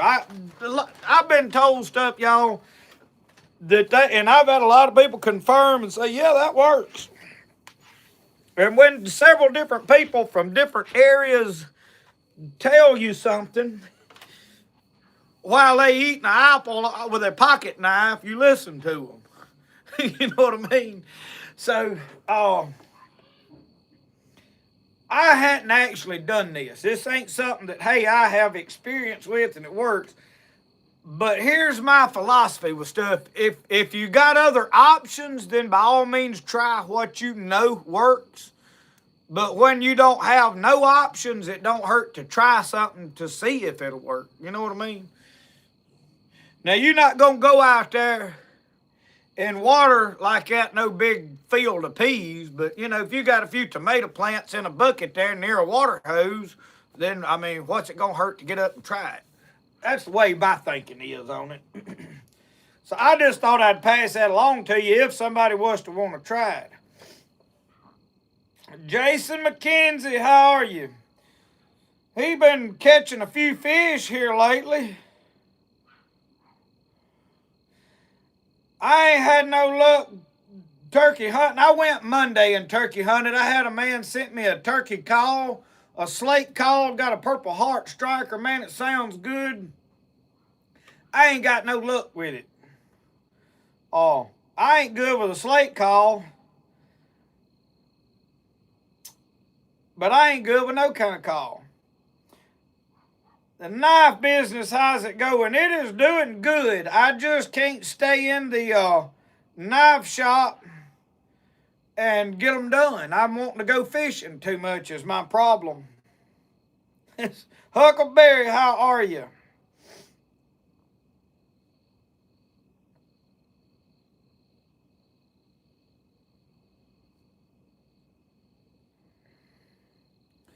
Michael Gatlin, I have actually heard of doing that. May have to try to.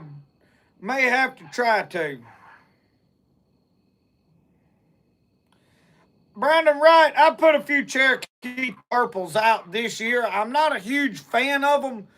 Cherokee purples don't can real good, but now they are excellent tomato sandwiches. Tomatoes for sandwiches. However, I don't know how I said that. I mixed it up, but they're good sandwich tomatoes. That's what I meant to say. Puppy's over there trying to get Roscoe to play. He'll instigate.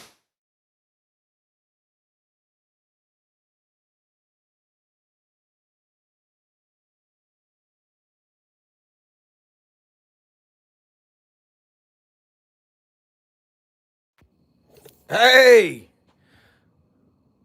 Hey, we still here? I got it. I think.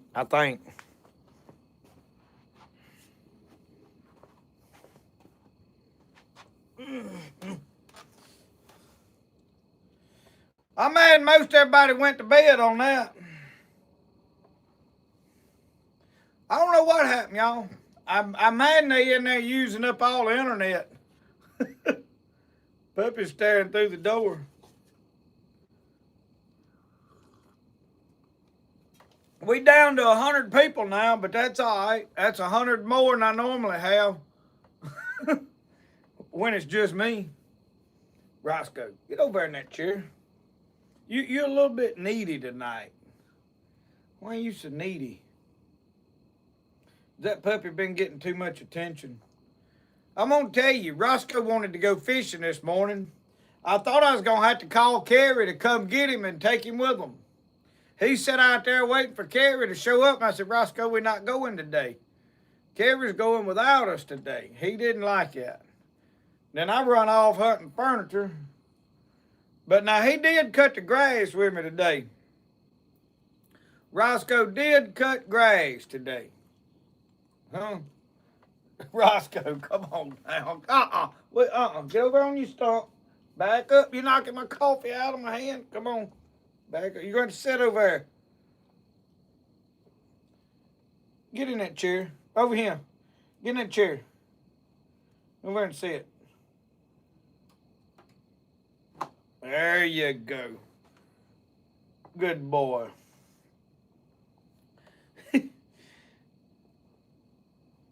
Yeah, that internet tough.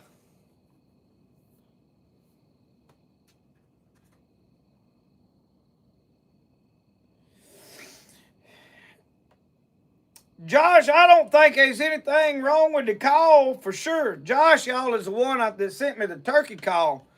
I'm not good at turkey hunting, and I had a place that had turkeys on it. But I talked to the guys in the club today, and they did confirm to me today that the club I've been in the last 2 years is dispersing. They're going to divide the land all up. Some of the guys that's been in that club for years are going to lease portions of it. There's a section that I've got to stand on over there that may be for lease for about $1,000. I don't know if I want to lease it or just pay in somewhere else. Or I'm kind of working kinks out of what I'm going to do about deer season this year. But as of right now, I don't have anywhere to deer hunt. I don't have anywhere else to turkey hunt. Obviously, we got tomorrow you can turkey hunt here and Sunday. They extended Mississippi turkey season 2 more days because it would have ended today. Today would have been the last day. But they're going to let them hunt. No, it would have ended yesterday. They extended it today and tomorrow so that tomorrow will be the last day. So, but I played with a turkey call, and I let my buddy that's been fishing with me, I let him play with that turkey call. He said that was an excellent call. I may put it up for some of you guys that still got turkey season. If there's any of you that's still got turkey season for a while, let me know. I may send this slate call on to somebody that's a good turkey hunter that would like to use it. Before I do, I want to show it in a video. It's hanging up in my turkey vest. I put it back in the laundry room today. But it was a nice slate call. Slate over glass, I think.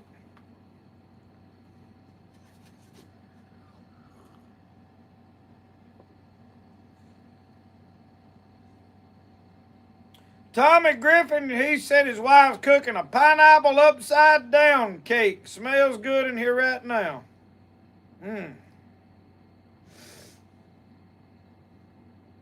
Ed Smith, what up? We all well.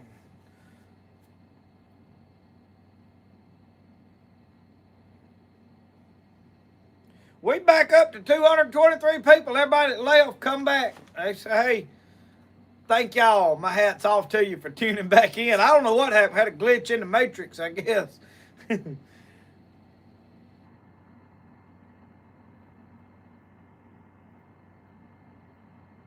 I got my buddy Mark Whittle texting me, said they got 50 hooks out. They're going to run them in a little bit.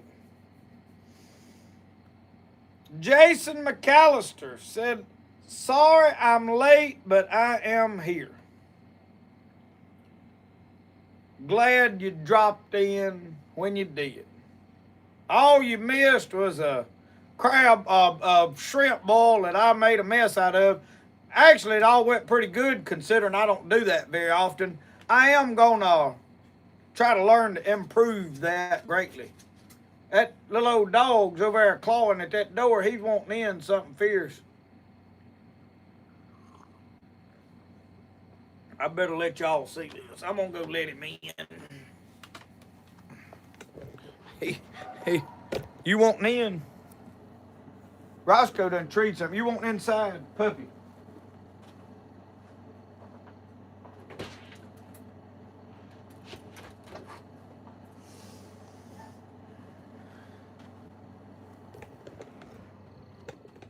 He decided he'd had enough of me tonight. Done got chilly. He said he was going in. He wouldn't gonna hang out with us no more. I tell you what I wished I was doing tonight. I wished I was in that teepee back yonder with a fire going in it.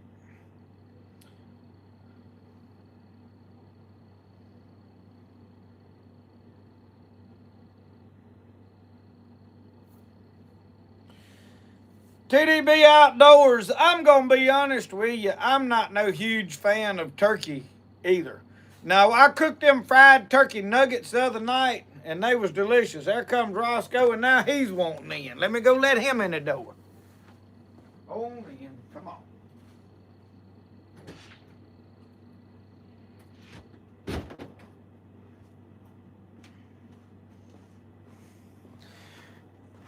Usually every year for Thanksgiving, I'll smoke a turkey. More for tradition, nostalgia, because that's what everybody does on Thanksgiving. I'm really not a fan of it. When I do smoke one, I make sure that I smoke it in several inches of some kind of liquid, whether it be apple juice or Dale's or Italian and Dale's, whatever. I put some kind of a juice to smoke it in and put a lid over it to where it makes it juicy. I ate some pork chops the other night. I'm going to drop y'all a hint of something I've never heard of. Never heard of this in my life. But we went to a men's cooking that another church put on and all, and it was for our church and all, so I didn't have to do anything, just show up. And I went, took my dad, took Brody, and we had a good time, eat. They had boiled shrimp. They had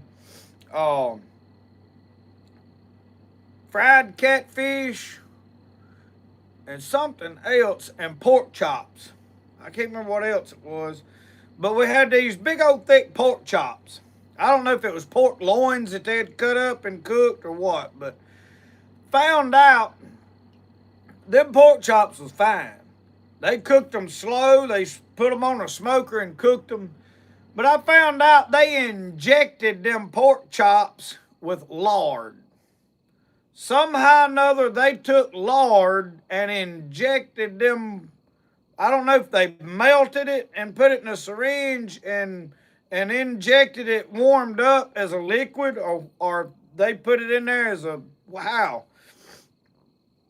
But man, it made them as juicy as pork chops, and they was good. So that may be a trick up some of your sleeve you ain't thought of. I'd never heard of it. I'd never even crossed my mind to use lard. But I mean, it's in pork, so I'm sure it's real healthy for you. I mean, don't you know it? But now everything will kill you now, so you just got to pick which way you want to go and roll with it. We ain't gonna live forever, no way.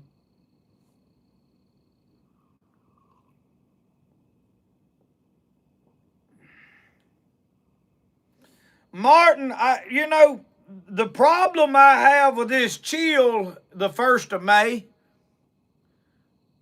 is in December it was 80 degrees. I mean, it's a little confusing to me. I literally had peach trees bloomed out around Christmas.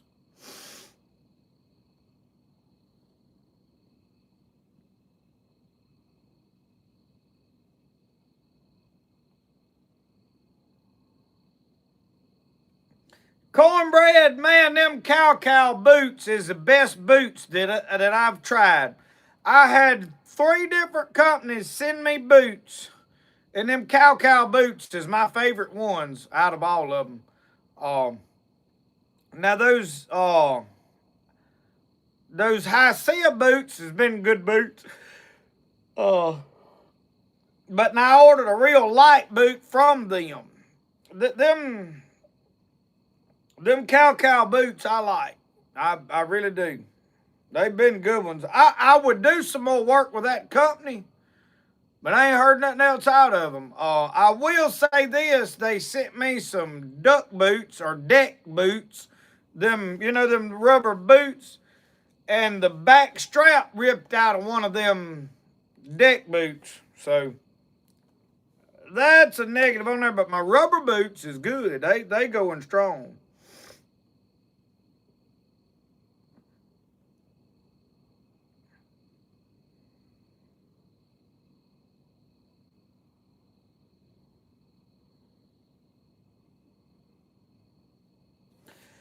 Dave, the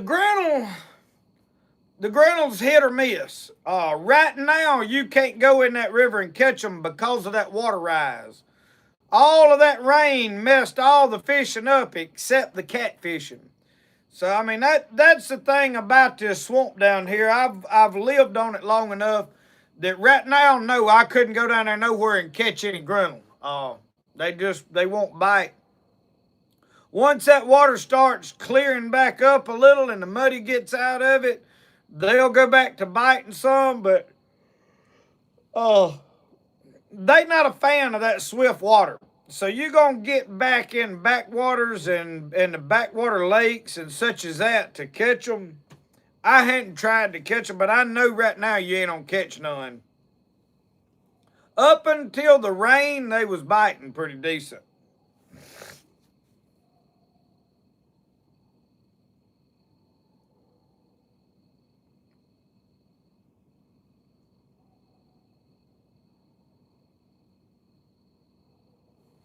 Jeff, now him and Jason, they caught one grinnell. They tried hard to catch some grinnell.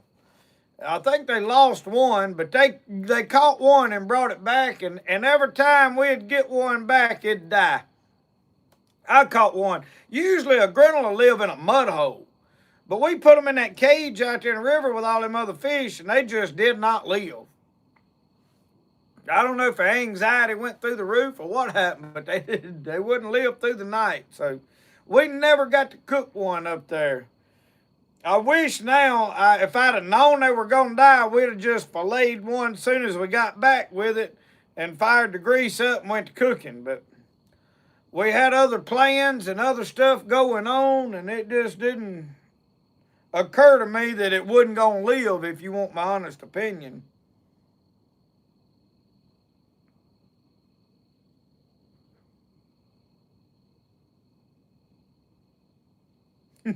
Jeff, don't eat it raw. You might not ever like it again. I don't know. It might not be bad. It might make good sushi. Who knows?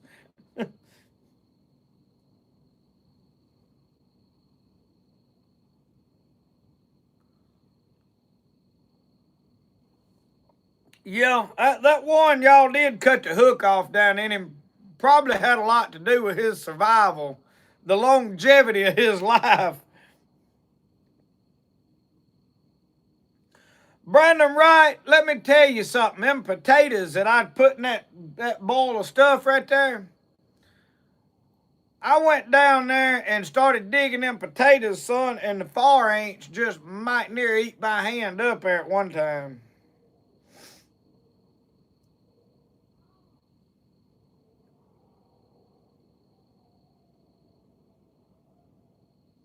I hear people talking somewhere.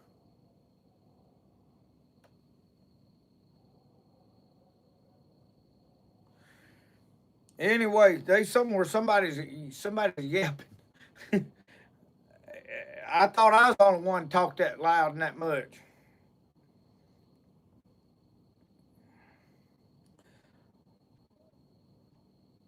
Mike, he said there's only 154 likes. I'm going to be honest with you. I'm probably one of the ones that ain't hit the like button on my own video. I got it to 163 now. I got to go back to the live chat.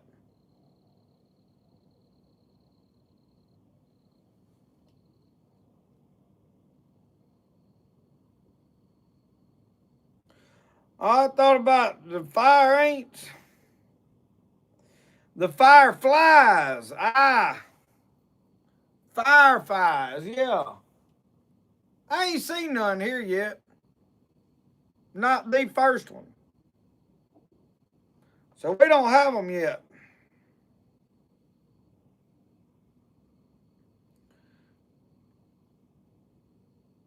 Yeah, Mike, I ain't even thought about it. I need to get it there and put some plantain salad. I'm going to tell you what I did the other night. I was in there and I got the itching right here on my stomach. And I said, I need to go see what that is. And I pulled my shirt up and I had a tick buried up in me. Yeah. And that always scares me because I done heard some bad stuff, from tick bites. So I pulled that thing off right quick and went and put him in the toilet and sent him for a ride down the PVC pipes. And I went and got that plantain salve and I lathered it up good with that plantain salve. So I believe in plantain salve.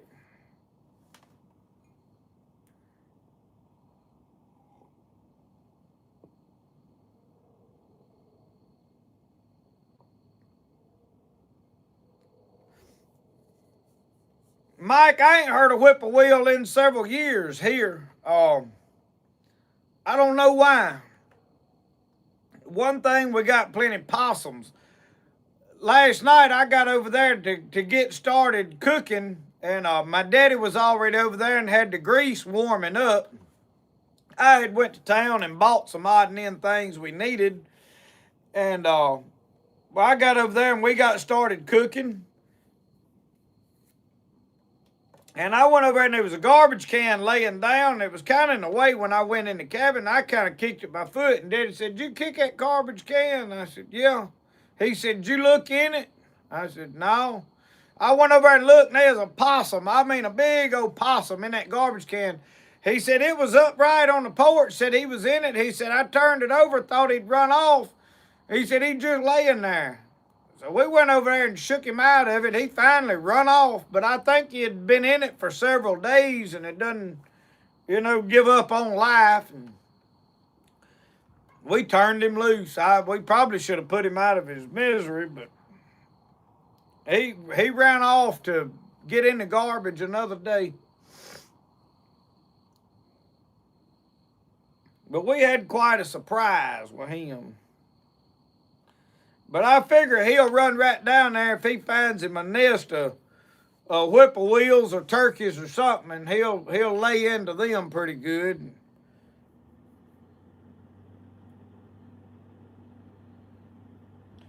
We got a bunch of turtle doves is about all I've seen lately. Something I seen, I've got some chickens finally hatched out down here. I seen a goose had some, I guess, goslings. One day I pulled up over at my dad-in-law's. Y'all seen my dad-in-law in some videos. I give him fits all the time. He's just fun. Some people is just fun to pick at. He's one of them. And I stay on him pretty good. I probably ought not, but I think a lot of him, and he takes it pretty well, and I just have a lot of fun with him. I pulled up over there. We was having Sunday dinner. And them geese over there, I said, they got a bunch of baby geese following around. That year, it's been about 2 years ago, they had about 7 or 8 of them. I mean, there was a string of them following that mama around over there. This man kept his place real clean and had a big pond right there. And pond ain't 50 yards there from the side of the road, and he mows around all of it. So you could see them good, and there was a few patches of grass, and they had got in them patches of grass there he had left and nested in them. So I said, hey, that goose got a bunch of baby geese over there. He said, goslings. I said, no, it was baby geese. I seen them.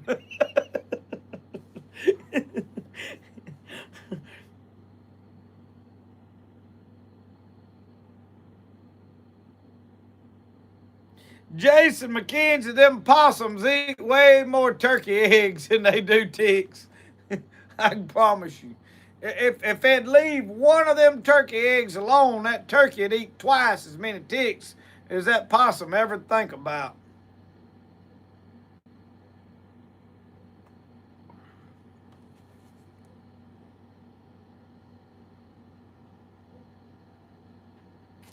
Brandon, good night. We'll see you next time.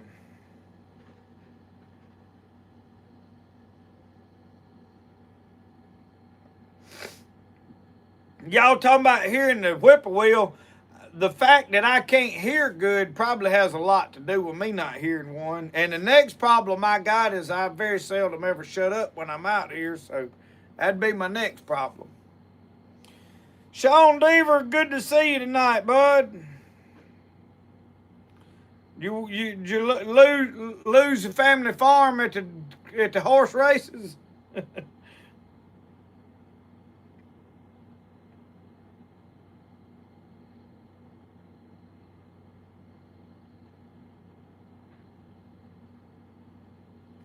Ed Smith, you're exactly right. If I don't like somebody, I don't have a lot to say to them.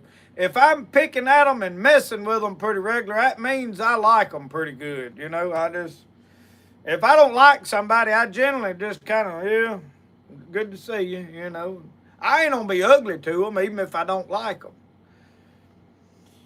You know, I'm gonna tell y'all something. I struggle with the idea of, you know, like I've known people that, you know, like, hey, we going over here tonight. You going? And no, I ain't going because so and so's gonna be there.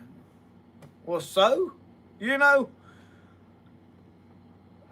if you avoid places and go and play because of a person there that you just don't like or disagree with, you might be the issue there. Because, you know, even though you don't like them, you can be cordial and be, hey, you know, there's a bunch of people that they ain't my favorite people to be around, and I wouldn't just go out of my way to go hang out with them. But if I run into them at Walmart, I ain't gonna just, you know, not look the other way, and refuse to speak to them. I mean, you know, it just, what good's that gonna help me? I don't know. Everybody else may see it different. Just my opinion. Ain't worth a whole lot. Miles Dozer, we're working on ownership of the boat. It is not mine yet, but it is in the works. They are processing paperwork. We are going Monday to sign paperwork on the boat. As of Monday, I will be the owner. Well, me and the bank will be the owner. I am not financing the entirety of the boat. I did have some money to put on it. I need to sell my skeeter boat. I'm asking $4,000 for it. Make and knock a little of that off. You know, you got to start somewhere. Most people like to negotiate a little. You know, I ain't going to negotiate no whole lot. But I need to sell that boat because whatever I can sell that boat for, I'm putting on the principal of the other boat. I don't need no pile of boats sitting around here. I'm boat poor. I need this one out from under my carport. I've fished in it. I've got videos fishing in it. I got it running good. It's got a 60 horse Yamaha on it. You got to let it warm up when you crank it up. You let it sit there in the water and warm up. Don't just shove it in gear and think you're going to take off. It is a Yamaha. It's a two-stroke. It'll run about 35 mile an hour, trimmed out right, humming, runs good. Trim works, bilge pump works, aerator pump to the live well works. Trolling motor works. Everything works on it. The gauges don't really work. got a Lowrance little small cheap unit on the front. It's got a nice, like a Helix 5. It ain't a big unit, but it's got a Helix 5 Humminbird on the back. All that goes with the boat. Seats need recovering. But other than that, sound, usable fishing boat. You can buy this boat, hook to it, and go straight to the lake from my carport and fish in it. Need to sell it.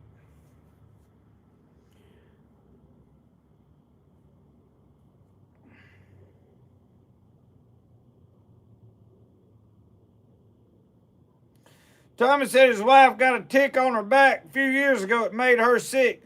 I know of a guy that got a tick, and now he can't eat deer meat or red meat, no beef, no deer. You know, eating a lot of fish and chicken and ostrich and stuff like that. You know, just that's what scares me more than anything. If something happened and that tick changed my body to where all of a sudden I couldn't eat steak and deer meat, man, that'd be a tough road to hoe from now on. Be eating a lot of fish. I'll just be honest with you. Good night, Randall Hayes.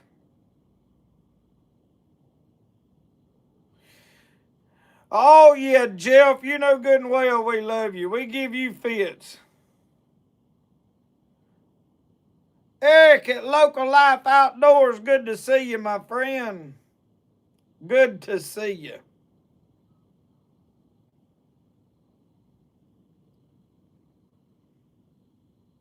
I'm trying to make sure I see all the comments. Engaged Outdoors, you heard a whippoorwill? I wish I could hear one. One thing that would let me know my hearing's getting better. But I don't know. We used to hear them regular here. And man, in the last 10 years, I ain't heard much out of them. My daddy blames the fire ants on them.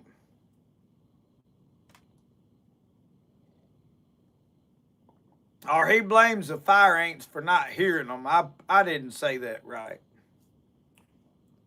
My brain will be thinking one thing and my mouth will really say something else. And I don't know why them two can't get along. They just, they like them people that don't show up because so-and-so's there. My brain and mouth's kind of that way.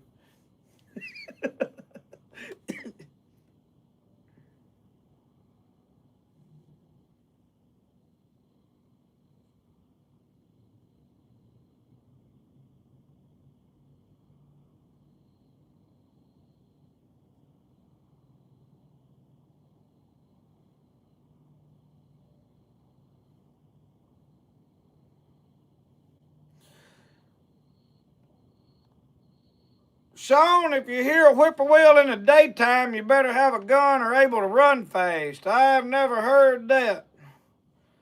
Never heard that.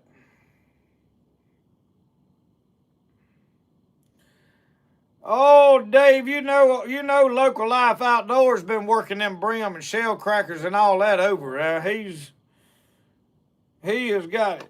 Jeff is wanting a Jerry Clower tail. Oh, Lord. I ain't listened to no good ones in a while.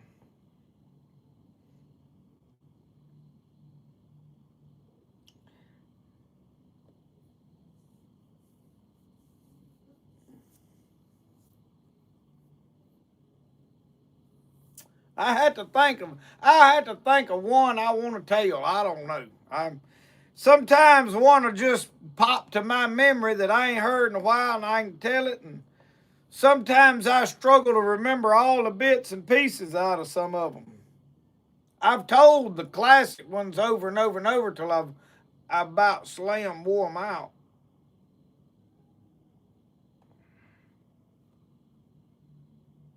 What is a good Jerry Clower tale to tell tonight? I'm finna have to go get some warm coffee. I've been nursing this cup till it's about done went stone cold. Ed Smith, I'm gonna be honest with you. This year I missed the crappie spawn. we was busy fooling with beavers, and the crappie spawn happened like that. Oh,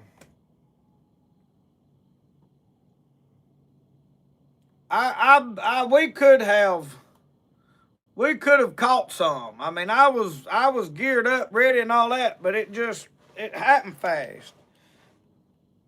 Knock 'em out, John. I'm gonna tell you what. Y'all think about which tale. If you want to hear knock 'em out, John.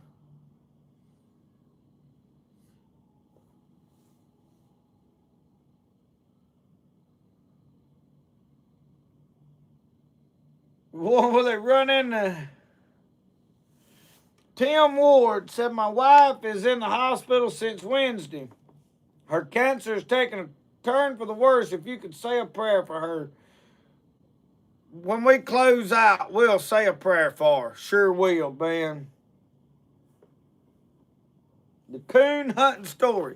Let me get a fresh hot cup of coffee, and we'll see if we can tell that one. Been a while.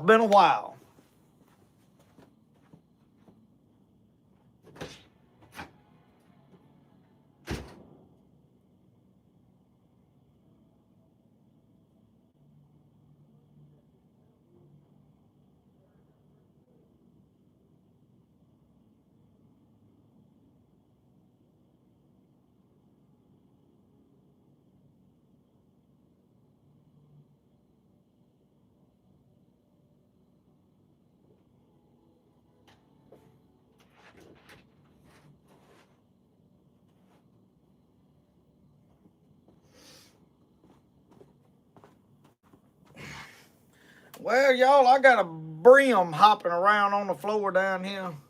One of them black crickets big as your thumb.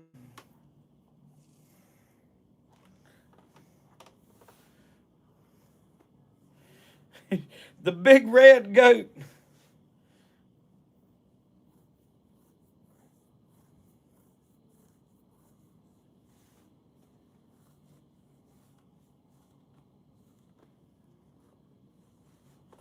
Oh, Sean, I got you. He said if you hear a whippoorwill around there at night, you better run because it meant somebody was imitating the sound of it. I got you.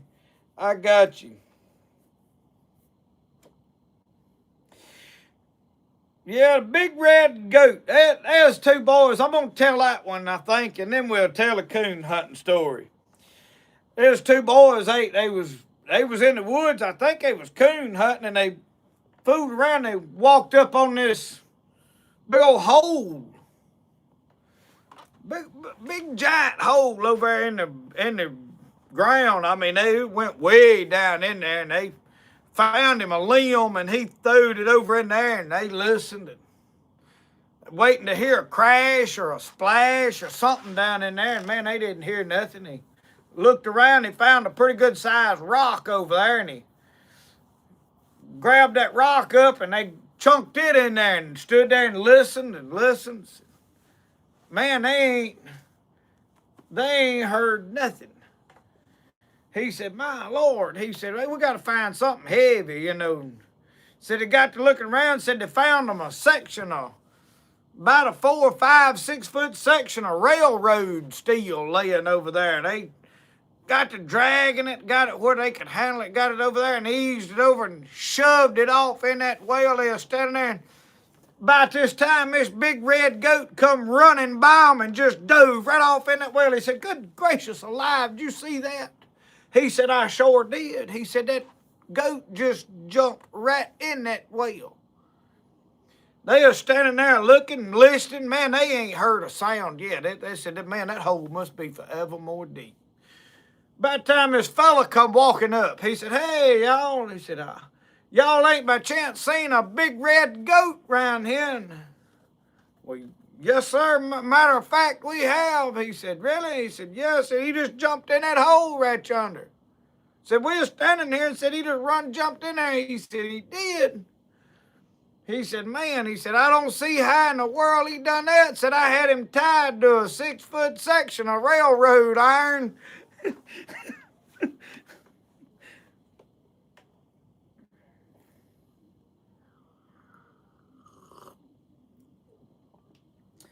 So the coon hunting story. I'm just going to tell it like I was Jerry Clower, y'all. Said when we was growing up, said we didn't do much of nothing but work. Said that was all we did. He said we'd go to Sunday, go to meeting, go to church. He said, and we worked. Now he said every now and then if we had a crop laid by, we was through with everything. He said we'd do a little coon hunting. And he said one day, said wasn't doing no whole lot. Said we had shelled some corn and carried some to the grist mill and had it ground up for human consumption. And said we always had some ground up for dog bread. He said we'd got the sow back. It had rooted under the fence. And said we shot in 2 sticks of stove wood and drove them down where they couldn't get out no more. And said we had a rat killing. He said they killed a bunch of rats in the corn crib. Said, but other than that, said that was all we had done that day. He said, and I come out on the porch and said, hey. My voice is about gone, y'all. He said, my neighbor way across the broom sage patch hollered back, said, hey. He said, that meant I'll meet you halfway. He said, I had my dogs, old Spot, Tory, and Brummy, and Little Red, and said he had his dogs. He said, we got together, said, man, we had as fine a pack of hounds as you ever would. Said, we got way off down in them river swamps at Amite County. Said, man, we'd done treed 2 or 3 big old coons. Said, we had us several coons, and said, all of a sudden, said, I heard a racket over here in the bushes. And he said, I whooped my carbide light, what I had ward to my cap, around in the direction of where I heard the racket. He said, and lo and behold, there was John Eubanks. He said, John Eubanks was a great American. John Eubanks would be a great conservationist if he'd be here today. He said, John Eubanks didn't believe in shooting no coon out of no tree. When you treat a coon, it's time to shoot, shake, cut, or climb. He said, I looked and he said, and there was Mr. Barron. He said, it likened to have scared me to death. He said, because we was hunting on this man's place. I said, Mr. Barron, is that you? He said, yes, Jerry. I said, what y'all doing? He said, we coon hunting. Y'all had any luck? I said, yeah, we got 4 great big ones. He said, well, how would you like to spend the rest of the evening hunting with me and John? I said, we'd be honored to get to hunt with y'all. He said, we turned them pack of dogs out. Said they running and down in the woods. And he said, all of a sudden, said they treed. He said that whole pack of dogs is on one tree. Said it was the biggest sweet gum tree all in all our Amite River swamps. He said you couldn't reach around this tree.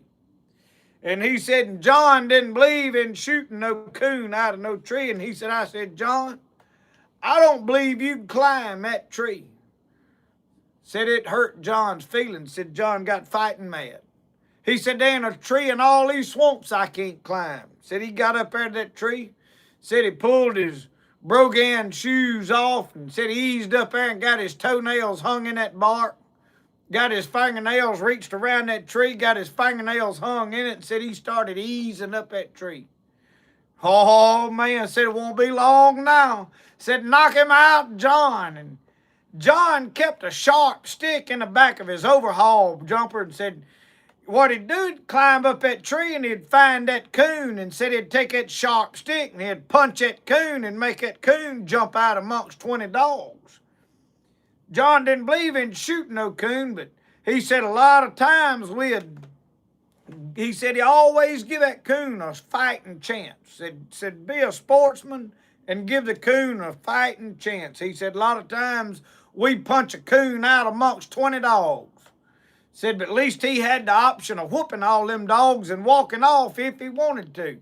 This is strictly left up to the coon. He said John got up there and said he reached around in the back of his overhaul jumper and he said, whoo, what a big one.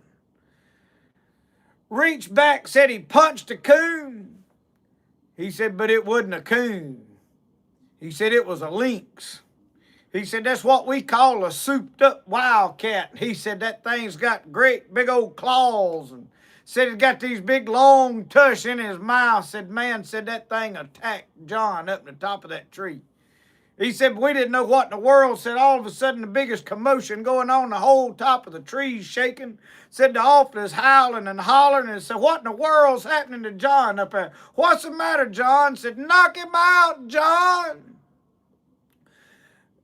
Said John's ow, and a hollering and a screaming, and said the trees shaking and the wild going on. Said, man, all the wreck. Said the dogs is a fighting at the bottom of the tree, going on and a fighting in the bottom and biting at the bark. Said barking and a howling. Said it was the awfulest chaos and a racket you ever heard in your life. Said about that time John's hollering, shoot this thing. Said he knew that Mr. Barron toted a pistol in his belt to shoot snakes and things with if he needed to. And he said, shoot this thing. And said, Mr. Barron said, John, I can't shoot up in there. I might hit you. Said John, said, well, just shoot up in here amongst us. One of us got to have some relief.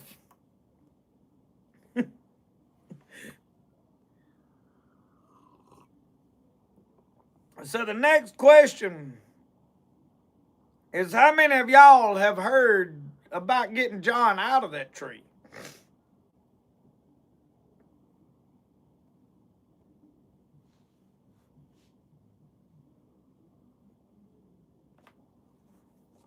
Good night, Betty.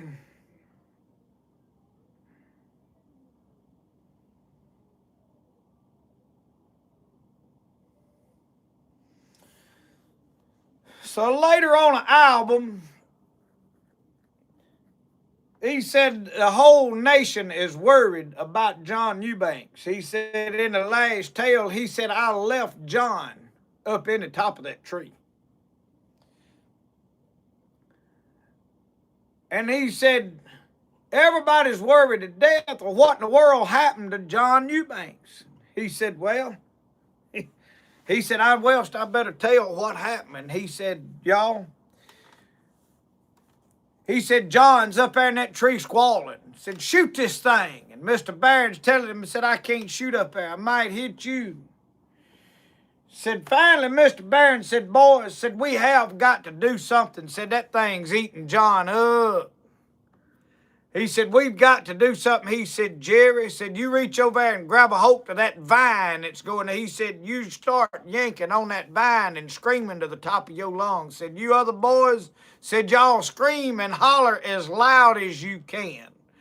Said, I'm going to shoot this pistol 6 times up in the air. And he said, maybe we can make enough a racket here on the ground that thing will leave John alone and come down that tree. Said, we got to holler, wow. Said, I'm snatching on that vine. Mr. Barron gets that pistol, pow, pow, pow. He's shooting it up in the air. And he said, y'all, that thing left and come down the tree. Said, my brother Sonny is over there mocking that thing. Said that thing come down in there and got in amongst them dogs. Said went to whipping dogs and slapping them. Said the dogs run off.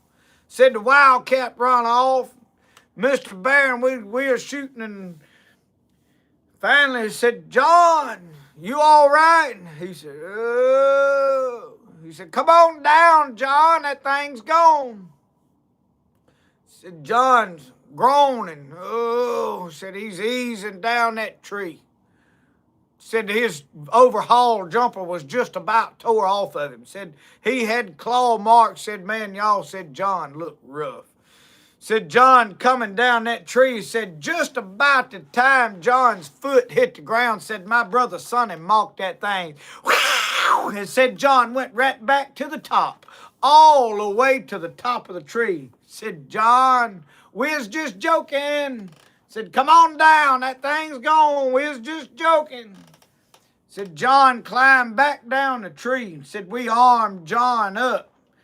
Took off running to the house with him. Said he was clawed up. Said we got to the house, got our shotgun modest home and laid him on the front porch and got a coal oil light lit out there and got Mama up and said she brought all of the medicine that we had, which was a black drought and 3 sixes.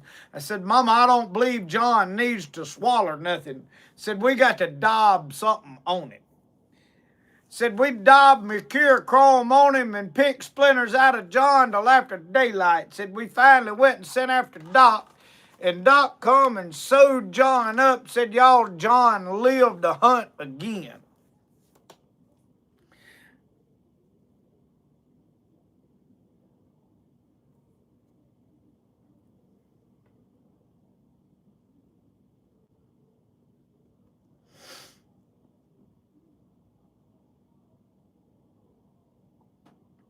Independent thinker, your water heater doesn't had a bluff there tonight. Oh Lord, Lord. Well, y'all, it is 9:30. We are way past time to shut this down. I usually shut it down about 9 o'clock. But we have got a full moon rising behind me way off over yonder.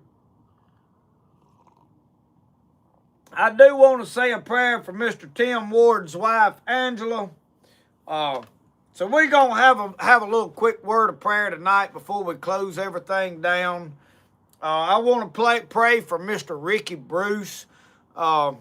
Miss Jennifer Bruce on the internet, on Facebook, had ordered her daddy a knife. He had ordered it. She was just doing it for him. And at some point, he had a series of strokes, had some infection, and it got in his spinal system somehow, and it caused him to have a series of strokes, and he's not doing good. I want to say a prayer for Mr. Ricky Bruce. I'm sure we got a lot of others that needs prayer. So anyway, let's take a moment here as we close. I want to say a prayer for some of these people. Lord, we thank you tonight for every person that has joined in to watch with us, God. Lord, we thank you for all the people that's been on here. Lord, we ask you to reach down and touch Angela, Mr. Tim Ward's wife. Lord, you see this cancer. We ask you, Lord, to heal her body tonight. Lord, to be merciful to them. We ask you, Lord, to touch Mr. Ricky Bruce. Lord, you see all of these people's situations. Lord, you see the other influx, God, of comments and people that need prayer, that are battling things, going through situations, mental battles, spiritual battles. Lord, everything that's going on. God, you see every one of these needs, every one of these sicknesses, every one of these requests, Lord, that'll even come. The ones that may not have made a request, but you see their needs, their pain, their struggles, sicknesses. God, you see these that have lost loved ones in recent years, months. God, we ask you to be a comforter to these people. God, we thank you for your blessings. We thank you for your mercy. We ask you, Lord, to help us through our battles, to give us strength to fight these battles. Give us faith that we need, strengthen our spirit, God. Lead us and guide us and direct us, Lord. We give you praise and glory for everything you do, Lord. In Jesus' name we pray. Amen. Y'all, I have enjoyed doing this, and I want you to know I thank y'all for joining in, sitting here to listen to me tell tales, talk, and carry on, and cook, have a good time. It means a lot to me to get to do this. Couldn't do it without y'all. I want you to know I'm thankful for each and every one of you that tune in and watch. I've had the pleasure of meeting a lot of you. It's made this experience for everybody a lot more personal. I got a lot of good people out there watching y'all, and I want you to know I think the world of y'all. Love you. Remember, the best way to do things is the way you like to do it. Y'all go to bed. We'll get just in time filmed here shortly. I'll try to have it up ready to go in the morning. God bless y'all. We'll see you next time.